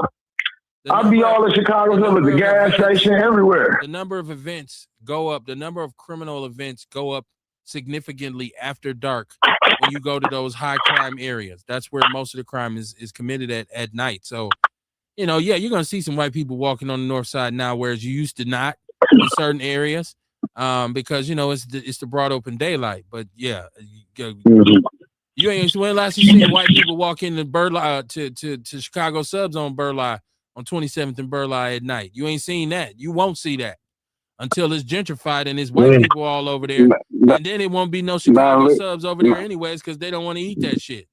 So, not unless it's a white crackhead. Well, yeah, I forgot about that. Meth addicts, right? Sharita Shaw said, totally agree with you, Kev. Thank you. Listen, I'm gonna tell y'all. I told y'all. Listen, I'm not a baseball guy, even though I see the Brewers winning again, and every year it's the Brewers trash. The Brewers win, and lose at the end. They're tied for the best record in baseball once again. But then when we get to the playoffs, you get a team like the Dodgers, with these $100 million payrolls that end up beating the Brewers. So I'm not really into baseball. That's why I didn't watch the soccer thing. I don't watch any other sport. I want football to come back. But I tell y'all what I did the other night. The other night, I watched a WNBA game. I sat and watched a WNBA game for the first time ever, right? And this was me watching Seattle with my girl Flaugier and Indiana with Caitlin, right? And so we talk about how everything is so racial in this country right now. The racial relations in this country are so piss poor. Now, they have wanted for a very long time for Caitlin Clark to be the face of the WNBA. In my opinion, there's so many other young ladies who are playing basketball in the WNBA who are just as, if not more skilled than Caitlin Clark. Now, don't get me wrong. In this particular game, Caitlin Clark had 45 points. she was giving it to him. Flaugier was balling. I like Flaugier. She balled like a little dude, man. she puts the ball on the floor. She takes it to the rack, which I'm always cool with. But then that starts to remind me of why I don't like the WNBA, because there ain't no dunking, right? But my point is, to me, Angel Reese, who's been balling so crazy lately with double-doubles, one of the I think it's the Arizona coach, Sandy Bordello, comes out and says, well, Angel Reese is a protected species, which in Australia means she gets they say that she gets preferential treatment. But in America, that sounds heavily racist. So she was reprimanded by the league, by the WNBA, for saying this about Angel Reese. But look, man, these women, like I say, I don't know if the quality of the game has gone up, but I was impressed by some of the skill set of some of these women, man. They were balling, man. No, it ain't on par with NBA basketball. It's not. But I will say they was definitely showing some skills, especially shooting that ball and really just handling the ball and taking the ball down to the basket. So, hey, man, shout out to the WNBA. I've been critical of them in the past. We've talked about the fact that they don't generate as much money as NBA players or the NBA, the league. And I understand why, because it's just not as intense. If I'm watching an NBA game between two very, very talented NBA squads, the level of athleticism is stupid. It's almost like these are a bunch of Marvel X-Men playing on the court. I didn't see that level of athleticism. I disagree. I didn't. Okay, that's why you ain't the one saying it. I am. I didn't see that level of athleticism with the women, but I mean, it was still an exciting brand of basketball. But when we talk about some of the athletes that are in the NBA right now who can jump so high and so far, and who have somebody like Steph Curry, who can shoot the ball from way past half court and make it consistently. These dudes are super talented athletically. So I don't know what you're disagreeing with, but the NBA has. Well, I would say they not like the teams of the '90s, the MJs and the like they not. There's like, way more athletes they in the good NBA now than there were back in the '90s. Way more athletes. There may have been better technical basketball players in the '90s. Athletically, there's way more better athletes in the NBA right now, because right now you have 7-footers who shoot 3-pointers, who can bring the ball up court. That was unheard of in the '90s. If you were 7 feet, you play with your back to the basket down in the post. They didn't have, except for Shaq, you didn't see a whole bunch of big 7-footers who was as athletic as the 7-footers they have in the league now. So I disagree with you on that.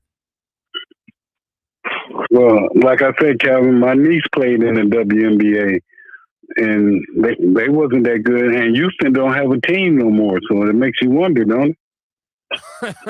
Well, depending on when she played, right? I mean, the two teams that I was watching. I said when she played. Now the teams that I was watching, Indiana and Seattle, are very talented. This is like the team Atlanta, where Angel Reese is.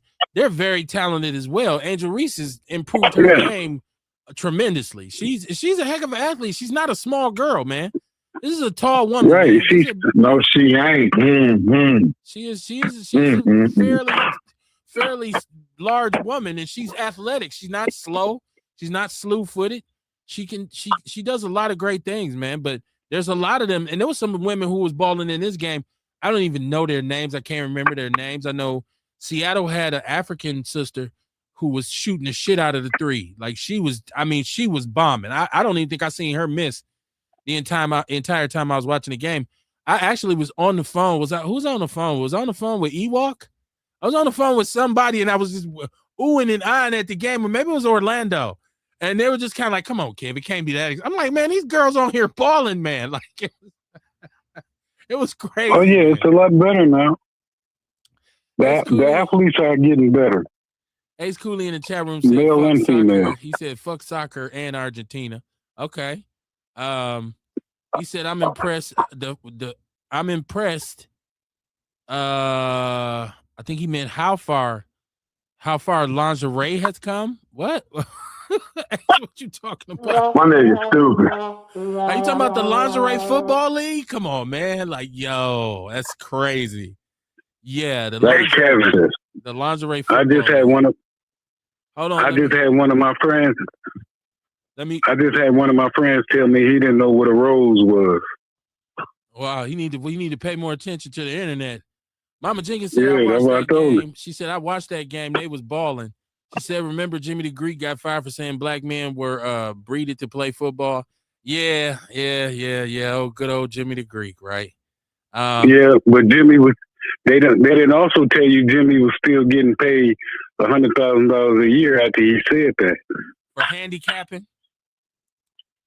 Ace Cooley said, I meant lingerie football. Yeah, that's what I thought you meant. The lingerie football league. Do they still play that? That's crazy. Yeah. The lingerie they got a team in Vegas. It's crazy. That is something crazy to watch. That's sad.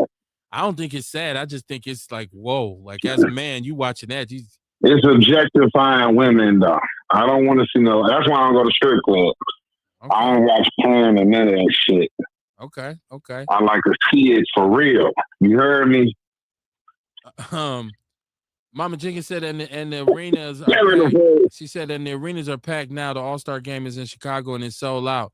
That's what I was saying too about the game. Whoever I was talking to, I was saying, yo, not only does the quality of the game look better, the arena was packed. It was full. So, I'm not the only one who notices the increase in talent. Ace Cooley said the Bayou Barbie is fine. She is a pretty young lady, but I mean, she can hoop though. I give her credit for being, a good basketball player, right? But she is attractive as well. But it's just crazy that race plays such a crazy part in everything that's going on in America right now. So much so to the point that Al Sharpton and Martin Luther King III have come out and said they're going to do a black march on Washington. Here we go. They should. Okay. That's exactly where I was going to go. Like how many people feel like That's what's needed right now. A black march on Washington. Now, you said they should. That was Dion who said that, right? What would be the benefit of a black march on Washington? What would be the purpose of that? I don't really see it serving a purpose, but I also think that we're being forgot about, man. We're being forgot about. You know, the white men, the white men, they some fucking crybabies.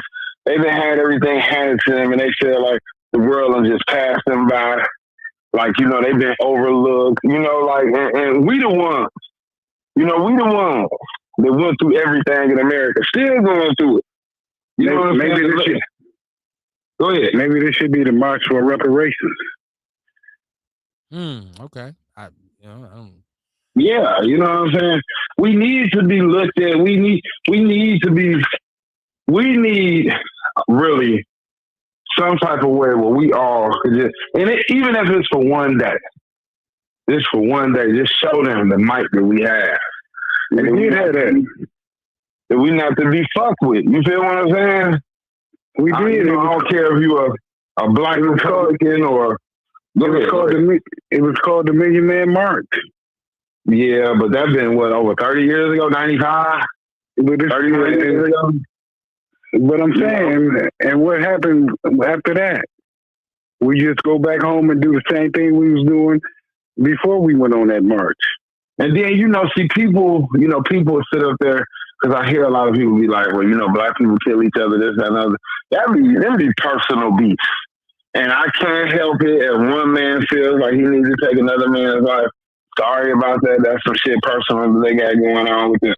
You know what I'm saying? We ain't no more violent than the other group of people, but we just, I feel like we the forgotten people. You feel what I'm saying? And then you don't have athletes and people that got some type of influence, but hey, I'm black, motherfucker. You know what I'm saying? Regardless of whatever, you have the Tim Scotts and the Byron Donalds sit there and say stupid shit, about how families are more well-knitted doing Jim Crow. And we had to be more together because we were afraid. We stuck together. You know what I'm saying? But they don't say about the systematic racism that happens when people, see, that's why I hate when people talk about social safety nets such as welfare. And they make it seem like, now, I'm not white, so I don't know if the white people had the same standards as the black people, that if an able-bodied man was able to live in a house and work, and you weren't able to get these social safety, food stamps, Medicare, stuff like that, people need that stuff. You know what I'm saying? People need that stuff. Yeah, people need that stuff. Like one time, I think that was a couple years ago, we was talking about it on here. And I was like, a woman could be making $35, $40 an hour. You could be making $60,000, $70,000 a year. If you got kids, you gonna be living down there paycheck to paycheck. I went to Woodman's the other day and spent $60 on 3 bags of groceries, and that was just a meal. Not groceries for the week, a meal.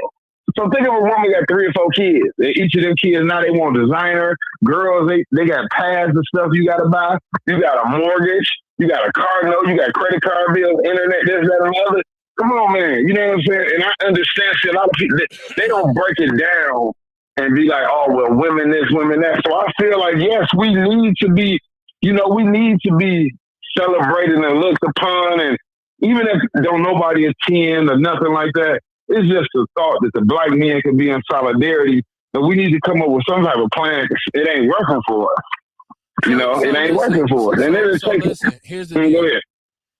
This is the deal. Al Sharpton, Martin Luther King III, and Andrea Waters King announced Tuesday that a coalition of civil rights organizations will gather in the nation's capital to call for the protection of voting rights.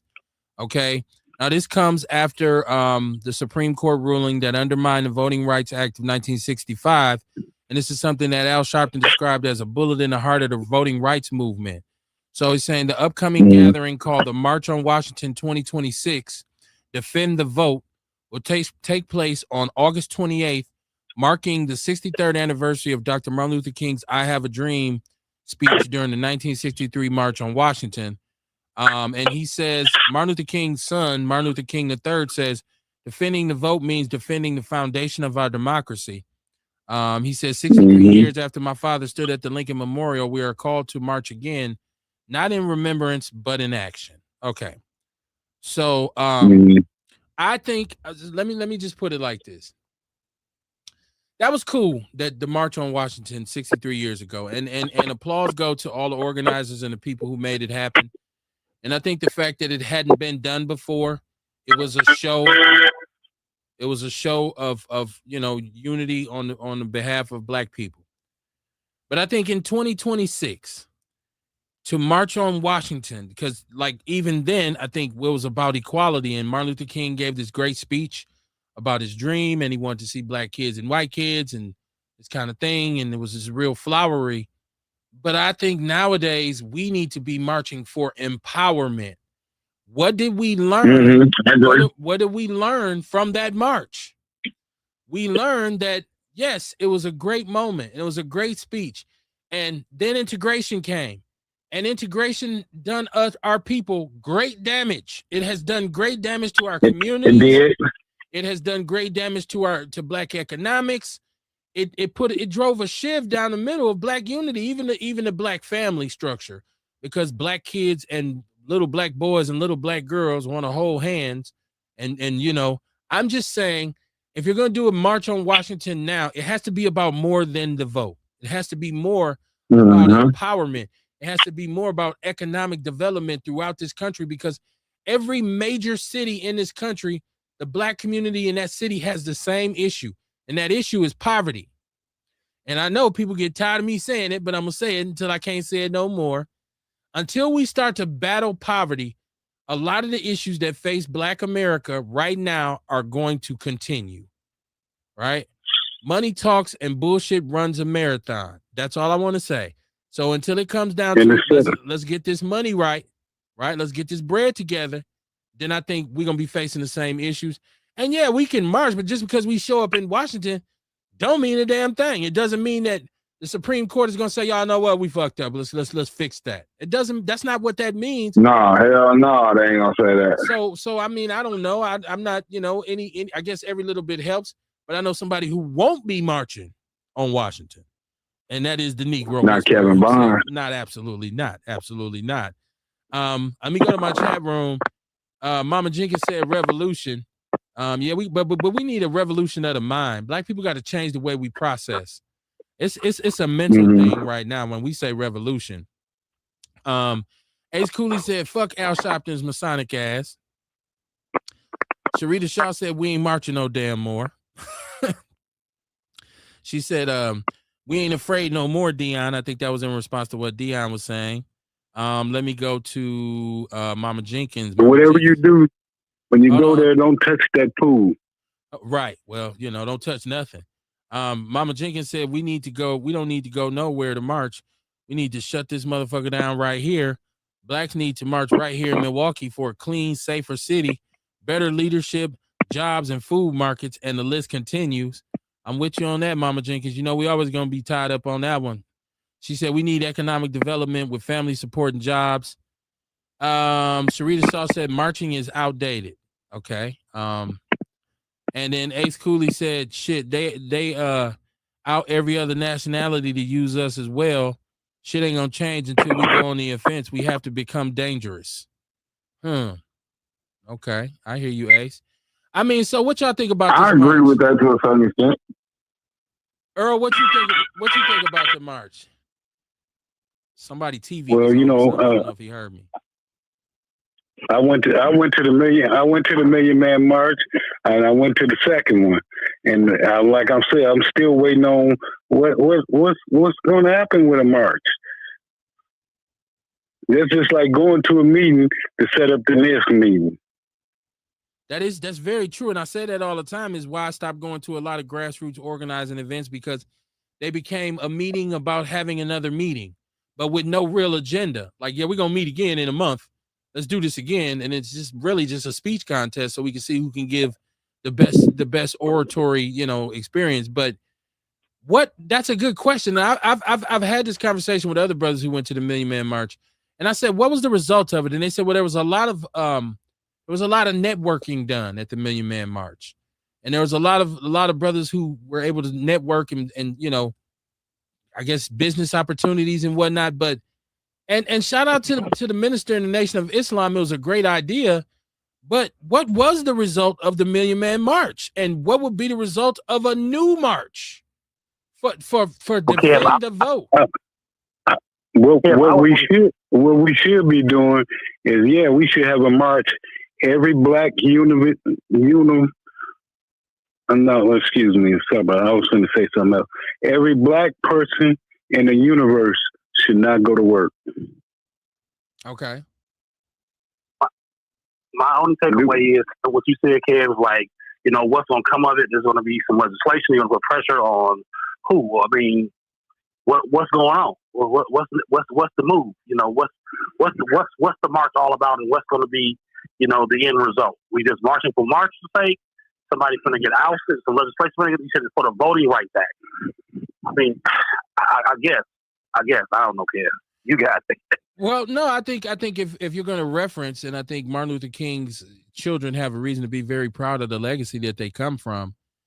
But I think that, you know, are we just marching to celebrate that Martin Luther King and his constituents did this 63 years ago? Like, is that, I mean, do we need to march for that though? Like I'm okay. So my biggest issue is, and me and Earl are on the same page. We go march, we get there, we give a speech, everybody gets up, everybody talks, everybody high fives, and then the next day is Wednesday. And then what? Like and then you'll have a bill for the hotel room that you paid for and the fees that you paid to get to the march. And you took a day off work, like you said, so your check already gonna be short. Yeah, that's what I'm saying. So you might as well just stay at home. Don't go nowhere. Don't spend no money with them. Don't go nowhere. Stay at home. Don't spend no money with them. And just see, because apparently they don't care. We don't have no grocery stores, so you have to go outside of your community to actually get some good food. Come on, man. When we gonna see the big picture? They don't really care about us. Sonia Thrower says, "Hi everyone. Hey, how you doing, Sonia?" Ewok says, "It's a million niggas. It's a reminder to them. They do need to see it's a lot of us. Show your flag. We scare them with numbers. They made it a point to say Farrakhan didn't have a million. I've heard people say that, but then I've heard people say that's also a falsehood, that he did have over a million. Mama Jenkins said they still have beans in the basement. I'm waiting on them to move upstairs." Let me see. Let me go here. Sonia Thor said they would just be talking and making it sound good. Sharita said that's called a federal holiday to not go to work. And then this is Sharita Shaw saying marching is equivalent to going to the meeting about the meeting. And then Mama Jenkins said Al Sharpton, dollar bill, y'all. So let me tell y'all this. And Ace was saying we got to make ourselves dangerous again and all this kind of stuff. And I understand that. And I'm a tremendous Second Amendment guy, right? Like I believe in arming yourself. I believe in this. I believe in the responsible ownership of firearms. But I found out, and I believe there was a Rizza. This might have been Rizza Islam. I can't remember who I saw saying this. Is that he was saying, you know, black man, if you got guns that you bought here in America, understand that you got the knockoffs, that you got the guns that would be considered defective by the U.S. military. The guns that they allow you to have are not of the same quality as the guns that the United States military has. So if it came down to any kind of armed conflict, or if we decided we were going, you know, utilize our guns to fight, we're at a disadvantage because we don't have the same kind of weaponry that they do. Now, I believe that's true to a certain extent, and I'm glad that that's true because you don't want people to have access to military-grade firearms. But I can tell you this, just from my experience in dealing with firearms, there are upgrades and there are things that you can do to a firearm that you pay very little money for from a gun store to make it military grade. It's not that difficult, and it's not that expensive. So I just want people. And Kevin, we got to understand too. As long as that gun fire that bullet, You're making a statement. Yeah, I mean, that's what I'm saying. I do get what he's saying, and just because you got a few guns, don't believe you ready to don't start thinking you ready to jump out here and take on, any kind of armed conflict. But what I'm saying is, if you really are like invested in this kind of thing, like I know brothers who are very serious firearm guys, and they take their firearms very seriously, and they have firearms that are tremendously upgraded to the point where it is as durable and as functionable as military grade firearms. But Earl, I'm with you too. As long as the bullet come out the barrel and the gun works, hey, it's effective, right? If it hits. Now the problem you're gonna run into is if it's not of a certain grade, it's not gonna be accurate and it's not gonna be as lethal. But what I'm saying is, right now you are able, unless you're living in some of these states now where you're seeing they're putting bans on certain types of weapons. If you own a firearm, I would tell you read up on your firearm and see where it is less than military graded. It might be the upper, it might be the lower, it might be the bolt carrier, it might be all kinds of different parts of a firearm that make it function.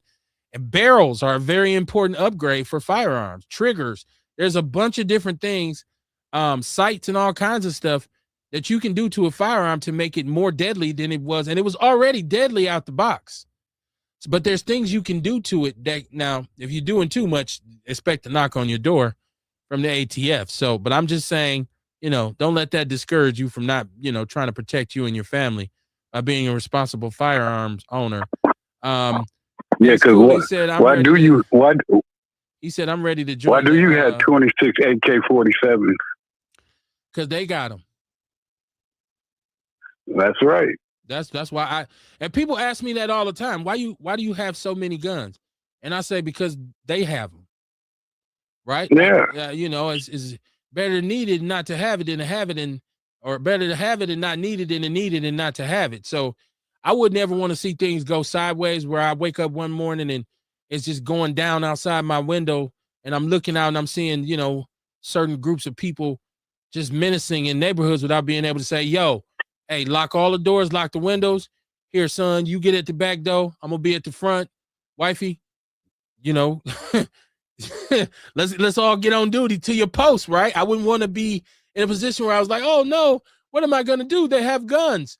When they kick my door open, I would want to welcome them with some ism. Go in the basement. Yeah. Go in the basement and hide in the washer.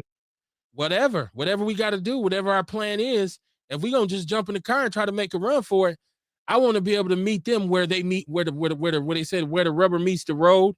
I want to be able to meet them at least there. So, like I said, if you decide, hey, we're gonna come up in this house like we did in on Black Wall Street and kick your door open and snatch you out, no. You'll come in. That's not gonna happen. You'll walk in, but you're gonna get carried out. Now, I'm not gonna say that's not gonna happen at my address. So I'm not going to say that'll necessarily guarantee my survival, but I feel a little bit better. I feel like the odds are a little bit more even if I can tell my family, no, everybody get down. Hold on, just let me, eyes on both doors and all the windows. Anything that comes through goes back out. So having an opportunity to fight back is a wonderful thing. Absolutely. And I personally believe that's what our focus, along with empowerment, our focus a long time ago should have been. Let's arm ourselves. Now, you say if we'd have done that, there's some consequences, but I just feel like in a lot of cases when we knew that if we formed a township, that there was a possibility that they can come and run roughshod over our township, there should have been a plan in place to say, hey, y'all, if these white folks go to tripping, here's the plan. Here's the contingency plan. Because, during those times, a lot of people hunted for their food. So if we going out into the woods hunting for our food, what? And some of those brothers had served in the military and all kinds of stuff. So it's just like, we need we need some security to keep ourselves safe, our women and our children safe. So, and I had a brother tell me one time, Kev, it was some resistance on behalf of Black Wall Street, but that's when they brought the airplanes in and, they bombed it. I just think it should have been some brothers on some roofs because them planes wasn't that high tech. Should have been some brothers up on them roofs with some rifles. I'm just saying, man. I'm just saying. I'm just me talking out the side of my neck on a Monday evening. Ace Cooley said, I'm ready to join the United States Cracker Killers. I'm not a person that wants that kind of thing. I want peace, man. I just want them to do the right thing by us. And when I say the right thing, I mean free this bread, man. You know how Parliament say free your mind and your ass will follow. I say free your checkbook and your ass will follow. Free the money up, man. Let us get this paper so we can jump on path where we need to be. Ernest Walker said, man, them bullets gonna kill even if it's cheap. One purpose. He said, and a 22 will kill your ass. Yes, it will. Yes, it will. All about placement, right? Mama Jenkins said last week the young lady that got killed by her ex-boyfriend had 2 restraining orders on him, and he still shot her 7 times. Now, this city should be held responsible for her death. She said this is why people should just have a gun to protect themselves. Hey, listen. Hey, it ain't no fun when the rabbit got the gun. Ace Cooley said we have to be tactical with this shit. Remember, everyone can get touched. Okay. Sonya Thor said yes. Ace says, shit, Kev, that's why they don't want to talk about the Deacons for Defense. They went surgical on their asses and they didn't put them in the history books. Well, yeah, we know any story about real retaliation and revolution is not going to get no shine. They don't want to hype us up. Mama Jenkins said, I always got me a piece with me to keep the peace. I don't want to get hurt. I don't want to hurt no one, but I don't want to be hurt either. Nowadays, these folks don't care who they kill. And you ain't wrong, Mama Jenkins. You ain't wrong to protect yourself. It's just like I said, man. When I go to the range, and shout out to my boy Jay. That's one of my homies who I grew up with, and he's just as passionate about firearms and that kind of responsible fire ownership as me. When we go to the range, you should see the amount of white guys that are there. And these are older white guys and younger white guys that are there just shooting all kinds of different guns. And I'm talking about from the big boy stuff to the little. You say, why you came to the range with that? And then you see a lot of young brothers coming there. I've seen some young brothers coming there with some shit that made me say, I need to go back to the drawing board, right? Like where these young brothers is armed, they are armed to the teeth and they got their shit customized, right? To the point where I got to walk over to their booth and say, yo, man, what you got going on over here? And these brothers got the What you added to that? Say that again. What you added to that? What you mean? What did I add? What we add to that? I mean, as far as what did you put on there to make that shoot like that? Well, yeah. I mean, you know what? That's what I'm saying. What y'all got going on over here, and they'll lay it out for you. Well, I got this, that. I added this, I added that, and it's like, oh shit, okay. I mean, you could take a book and write it down, and it'll put you on a path to just saying, yo, this is what I need to do with my own. So I've learned so much. I've learned because I'm always willing to learn. I love to learn. I've learned so much just by paying attention to what's going on and being able to have that conversation. Like, say, man, you know what that is? Yo, this is such and such and such with the boom, boom, boom on it. Oh, okay. Yeah, you can grab this downstairs. They'll put it on for you. Oh, word. You know, so we just got to get together and be on the same page, right? Like, because, you know, we get firearms and we think that they meant for us to shoot each other. Right, we in the streets with them. We want to shoot them up in the air after the club closed. That ain't what this shit's for. Like, you'll never see me use my shit in no capacity like that. And it's not for me to go and get into an argument with somebody at a bar and come back with it. Like, that's not what this whole thing is about. So that's why I say responsible gun ownership. Ruben Anderson in the chat room. What's up, Rube? How you doing, man? What's going on with you, man? I've been following your posts on Facebook all weekend. I don't know if you lost someone or if you were just talking about the violence period, but I've been following your posts. Some of it, which I can really dig. Some of it, I don't know what. Sometimes I don't be knowing what's going on because I don't have channels in every part of the community, and I'm not on the streets no more. So I really don't know what be going on. But shout out to you, man. God bless. Welcome to the show. Mama Jenkins said, and I go to the range to know how to shoot my guns properly. I think she meant. She said, I advise everyone to learn gun safety. Yeah, be able to know how to clean it, know how to take it apart, man. You know, it's a lot. It's a learning curve involved, right? And so I'm just very happy that it's something that I take seriously, and I like, once again, I'm not a criminal, and I have no desire to kill nobody. And just for me working out at the range with them shows me the potential that they have to create damage. I would never want to aim not one firearm that I have at a human being. because I understand the damage it can do. But at the same time, I'm like Mama Especially Jenkins. I'm like her. Like I don't want to hurt nobody, but I don't want nobody hurt me either. Right. So that's just kind of like if the I don't mentality. have to. Right. Especially if I don't have to. Ace Cooley says, shit, YouTube will show you how to build a firearm. It sure will. It sure will. It'll show you how to build these ghost guns. I mean, this is just a different day and age, man, when it comes to getting ready to be ready, right? They say if you stay ready, you ain't got to get ready. But so my point about the march was, I'm not going to tell them that they shouldn't do it, and I'm not going to tell anybody not to go. The only thing I would ask Brother Al Sharpton is, what happens afterwards? How do you get enough influence with the Supreme Court to say, y'all need to go back in there and restore this to what it was? Because I don't know if your march is going to do that. So because the last march I went to, they passed out. They was walking around with big boxes and they wanted you to put money in them. Yeah, not gonna go to no march like that. I mean, we don't mind giving a little money, but what are we paying for? If this march is going to present, if they're gonna say, okay, y'all, we're gonna go here at this march and we want you to contribute money so we can put together some legal counsel that's gonna go to work on, procuring certain rights for Black people, then yeah, I'll put a couple dollars in the box. But just on GP, just on GP, nah. Like that's what I'm saying. Even if we marched here, like if people say we're gonna march to City Hall, my thing would be for what? Well, we're gonna show that Black people here care. Okay, but do we have a list of demands? Because the best thing to do if we're gonna march on City Hall is to show up with a list of demands. And there need to be guarantees made to the people in City Hall that we're not here to do nothing violent, but we're here to let you know, you don't notice that you will not have your job when it's time for election. We are unified today. We're here unified to tell you, you will no longer be employed if we have anything to say about it. Meaning, if you're going to run for public office, if our demands are not met, you will no longer hold office. So the cushy salary and all of the power and the influence, as Scarface say, the money and the power, all that's going to be gone. Because we forget they are elected officials, elected by the public being us, the people, right? That's why you hear a lot of revolutionaries say, power to the people, because that's what the power is supposed to be. Let me see here. See if I can pull this off.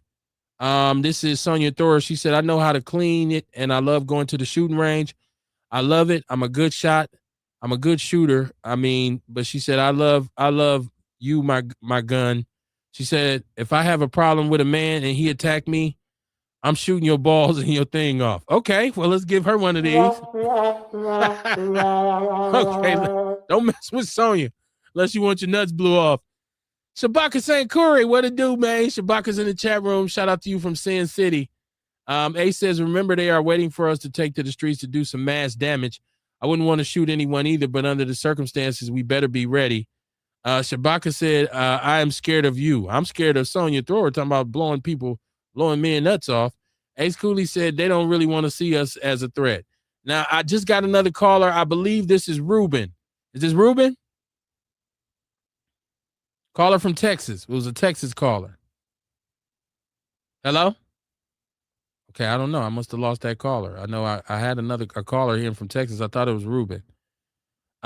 She said, this is Sonya Thor. She said, I'm from Milwaukee, 414, and born in 65. Okay.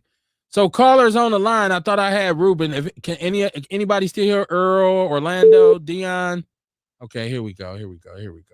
Let's see if we can do this now. Merge. Okay.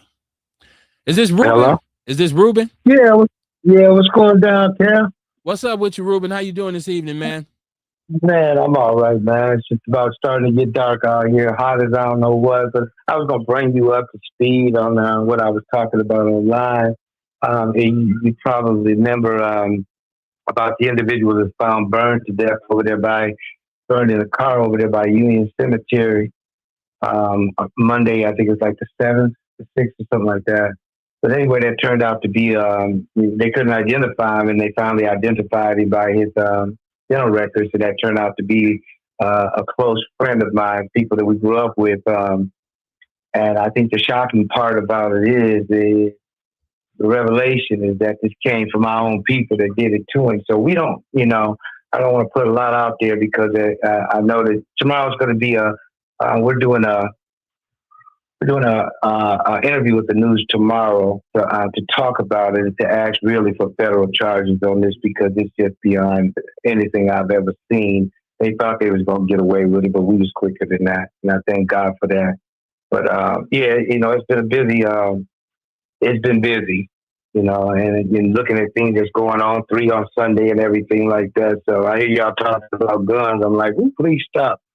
But at the end of the day, man, yeah, we lost a really good man, and the circumstances behind it, and the lie to try to cover it up. That's what hurts more than anything. And I could put it out there because you already know, that I'm peed at him. You a career killer. You say you don't have nothing to do with it, and that the truth gonna come out. That means that you understand exactly what happened. And you being a career killer, having killers around you, why didn't you go deal with that then? Why did you pretend like it didn't even happen, or you trying to figure out in your mind what happened? We all know what happened. The truth came from the house, and the police just happened to raid it and go find everything else. So that automatically puts you in the feds, put the feds in your business, what they need to be for this one right here, because this is unacceptable. And to lie about it and pretend that you don't know about it is something else. So yeah. It's been a real rough week, man. I'm so tired of us killing each other. But at the end of the day, I understand that it's not going to stop because it's continued unabated for years, and it's not going to stop until somebody rises up, somebody strong enough, man, to be able to speak to these brothers, man, because it's a real deep game. Lost a real good man, bro. I mean, he had his troubles. He's been through it. You know what I'm saying? Lived on the streets. Everybody know, you know what I'm saying? Dope, whatever, you know what I'm saying? But through his struggle, he still kept going forward. He wouldn't let it stop him, go to treatment, get himself together, And then out of one situation, and I don't want to put it out here like that, one situation, because somebody want to be a godfather, y'all play and y'all backdoor your boy, and then you burn him up in the car. And that shit is unacceptable to me. So, yeah, that's what's been going on. I'm not going to tie a lot of time in it, but just keep the family in prayer, the community in prayer, because it sends shockwaves. And this ain't the first time. We lost another brother messing with the same brother, and all the ghetto just let it go and excuse it and went back to being cool again. But ain't no cool in this. You can only do so much in your community before people have to stand up. There's a lot of shit in the toilet, time to flush it. If you got to go that way, you got to go because you got too much going on and too many families have been shattered behind you. So it's time to go. And that's just my advocacy tonight. I don't care if you live or die, bro, because that was wrong. And I know he listened to the show, but I don't care if you live or die, because what you did was wrong. You don't cross your people like that, no matter what it is. You got a disagreement, y'all work it out. You've been knowing each other since birth. You don't kill each other. You don't do that. But sometimes our ego be so inflated, just make us do the unthinkable. Then the next day, we trying to figure out why we did it. You did it because it's in you to be a murderer. You did it because you in it. It's in you to be demonic. It's in you to not have a conscience and just take the life of somebody that you called your brother and blame it on somebody else. If that's your brother and somebody else did it, I give you the benefit of the doubt. Then handle niggas their business and get it over with. Otherwise, stop lying to us and go take that L, because you go to jail no matter what. Thanks for your time, bro. I'm kind of fucked up behind this. It's all good. Prayers and condolences to you and yours, man. I hate to hear anybody losing anybody. So, man. As usual, prayers up for you. All day, man. I'm gonna let you. I'm still listening, though. I'm gonna lay down for a little bit, man. All right, man. Thanks for taking the time to come in, man. Appreciate your support, man. All day, bro. All right, now. Yeah, it's still going down, man. In the community, it's still a very dangerous place. I know they tried to sell us on this thing about violence was down and homicide was down, and there were a lot of people at that time saying, "Yo, where? Like, what are you talking about? Like, we don't see the decrease." But so people are still losing, man. And it seemed like there's been an uptick since they said it, man. It's just crazy. Shabaka's in the chat room. Let me make sure I cover Shabaka's comments. He said, "What's happening with Nolan Wells?" I don't know. I seen they just had his funeral. I seen a bunch of his teammates at his funeral. I don't know what as far as the processing goes, though. I don't know any new developments. Somebody, if you know anything, let me know. He said somebody was still a baby. A said they found the dad to the girl that he was supposedly trying to deal with. They said that Nolan was in her father's boat, and her father has been brought into the situation. Okay, so that's the latest development. There you go, Shabaka. Yeah, we'll see. Let's get these details out here and figure out what's going on with this brother. With his loss of life. What's going on with the cameras, with MPD, with the flock cameras, man? I see the one cop has been sentenced because he was keeping up with his ex and her new boyfriend with the flock cameras. There was another brother who was arrested. He's supposed to investigate. What's up with the cameras? I haven't been able to gather a lot of information on that either. But I do notice, and I know you all noticed if you were outside that Milwaukee, we woke up last Friday. Smoke was in the air. You know, the air quality was down in the city because there's wildfires in Canada. And so the smoke had come down through Milwaukee. It was crazy. It smelled like burning wood. And people who have respiratory issues were obviously affected from that. I took my ass back in the house. I don't work outside. You know, I didn't have no reason to sit out there. So I said, but it was just crazy to see how smoky it looked. Because you think a fire way up in Canada, has that kind of effect down here in southern Wisconsin. It's incredible. Also seen that the ICE agents here now are going to start wearing cameras for traffic stops. We've had some issues with the ICE agents here in Milwaukee. They were supposed to not wear masks. And they said they ain't wearing no mask. I mean, they said that, we're going to still wear our mask. I'm sorry. We're still going to wear our mask. So I know the mayor and everybody was upset. So now we're talking about they're going to be wearing cameras. It's time for ICE to be done with, man. Let's get rid of ICE, man. And I always thought that the immigration was done by, I thought they had their own kind of task force to go and grab people. Immigration. So this ICE is imaginary police force that operates on their own kind of time and their own kind of rules and regulations. It's time to get rid of that kind of shit. That's some Trump ass shit, right? That's some Trump ass shit. And if anybody's wondering, I cleared the line because I had Ruben on the line, so I was trying to get Ruben in. I wanted to hear what he had to say. So if you want to call back, talk about the election, talk about anything it is that you want to add. I got about 20 minutes left in the show. Please bang the line right now. Ace says, if you are asthmatic, you have to stay in the house. Shabaka said, now you know what it is to grow up in Los Angeles in the 1960s when the smog was heavy. Oh, wow. Okay. Yeah. It's I think it's clearing up now, but it was pretty bad for a second. Pretty bad for a second over the weekend. It was tough, man. It was a lot of people was dealing with. I know some people had to go to the hospital. Like it was crazy. 262-202-5131. If you want to call in, the phone line is open. The phone line is working tonight. It's been Outlaw Radio Live. We've just been discussing some socioeconomic things, some political things. I don't know. A lot of people say politics ain't my bag, Kev. I don't really get into it. Well, now is the time you should be getting into it. We as a people, we as Black people need to be informed voters, but also we need to start coming up with this list. We need to start coming up with our list of demands, not asks, not begging, not going on our hands and knees, demands, because there's a way to stagger economic revolution. Because if we just say, you know what, after Wednesday, ain't no shopping till Saturday. And you make sure you got everything you need before Wednesday, and on Wednesday ain't nothing moving retail wise. If you say, okay, the next day we're going to shop is Saturday because we got to go get our food and we got to get our necessities, and we don't shop until Wednesday and Saturdays. And we start to stagger it like that, it's going to have an impact on our economy.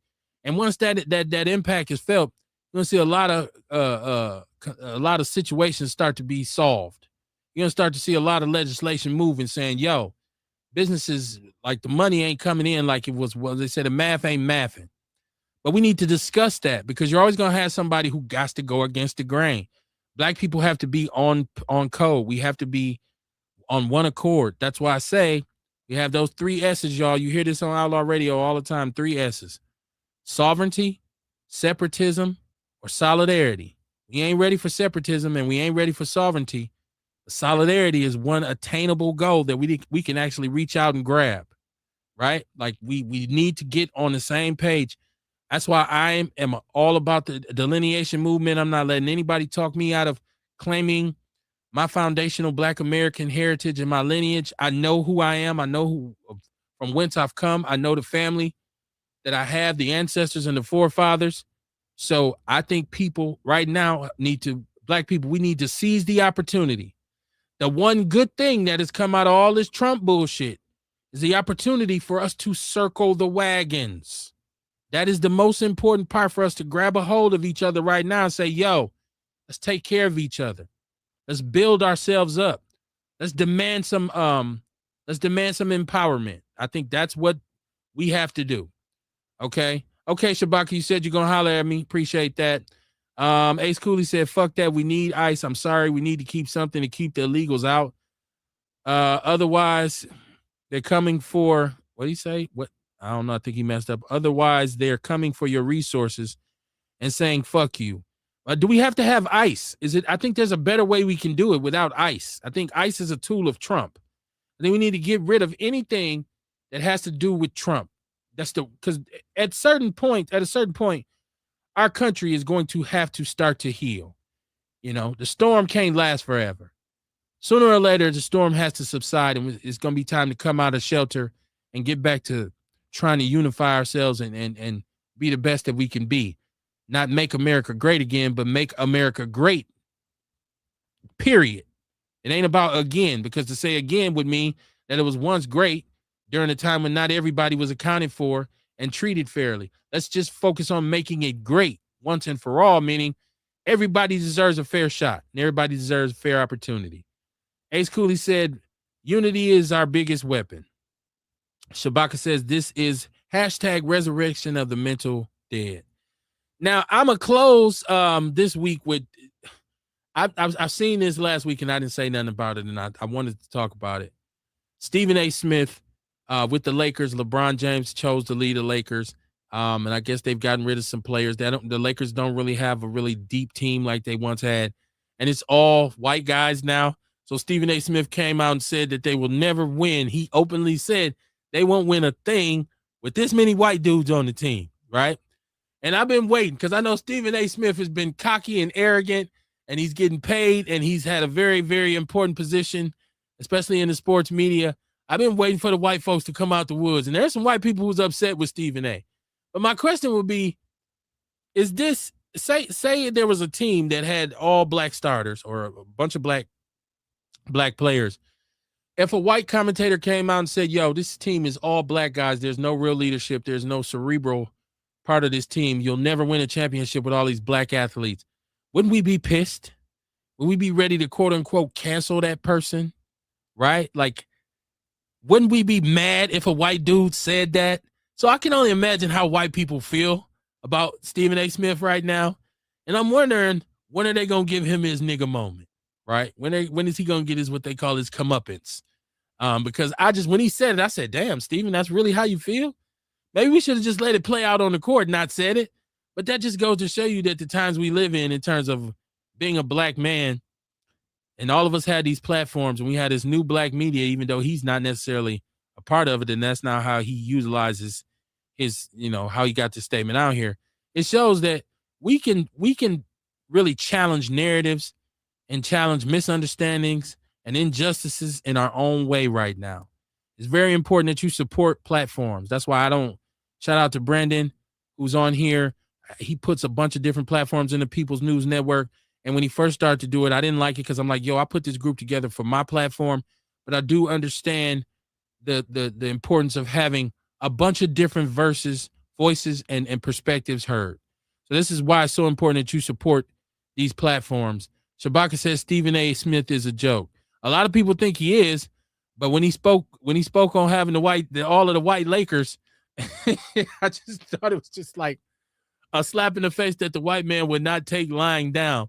So we've yet to see what's going to happen to Stephen A. But I do want to tell y'all, so Ruben Anderson is in the chat. He said a team was shot in Sherman Park. I told you as soon as they announced that there had been a decrease in the violence and people were, breaking their arms, patting themselves on the back. It seemed like the violence started right there, right? And said, oh, summer ain't even over yet. You ain't gave us a chance. So I'm hoping that's not the case, man, because the last thing we need is more violence in our community. Check this out, man. I rock with y'all heavy, man. Hard Body Karate. I appreciate you supporting my platform. I ask that you share the show. Please share the show. If you like something on here that you heard, you feel informed or enlightened or even entertained, please tell somebody about it, right? I'm trying to get my platform to more ears and more eyes, or even put myself in a position where I can speak more to more people, more Black people and more people in my community, so that we can really start to try to encourage people to invest in solidarity and unity. But I really appreciate you. If you was on the panel tonight and you got dropped, your call got dropped, it wasn't me hanging up on you. I don't hang up on anybody. If you're just listening and you didn't comment, I appreciate you too. I always got people who know me and I'll run across them and they'll say, yo, I checked your show out. And I'm like, yo, I didn't even know you watched, because if you don't comment, I can't necessarily see you viewing it. But shout out to you, man. Shout out to you. And remember the 3 S's: sovereignty, separatism, and solidarity. Let's work for solidarity, because I believe that's the only option we have. Other than that, I want y'all to know, if your criticism of the community outweighs your contribution to it, you, my friend, are a coon, and you definitely need to tune in Wednesday when we come back for Outlaw Radio. Until then, man, keep your head on a swivel. Peace and love. Shout out y'all Outlaws for life, man. I will see y'all Wednesday evening. Thanks for tuning in.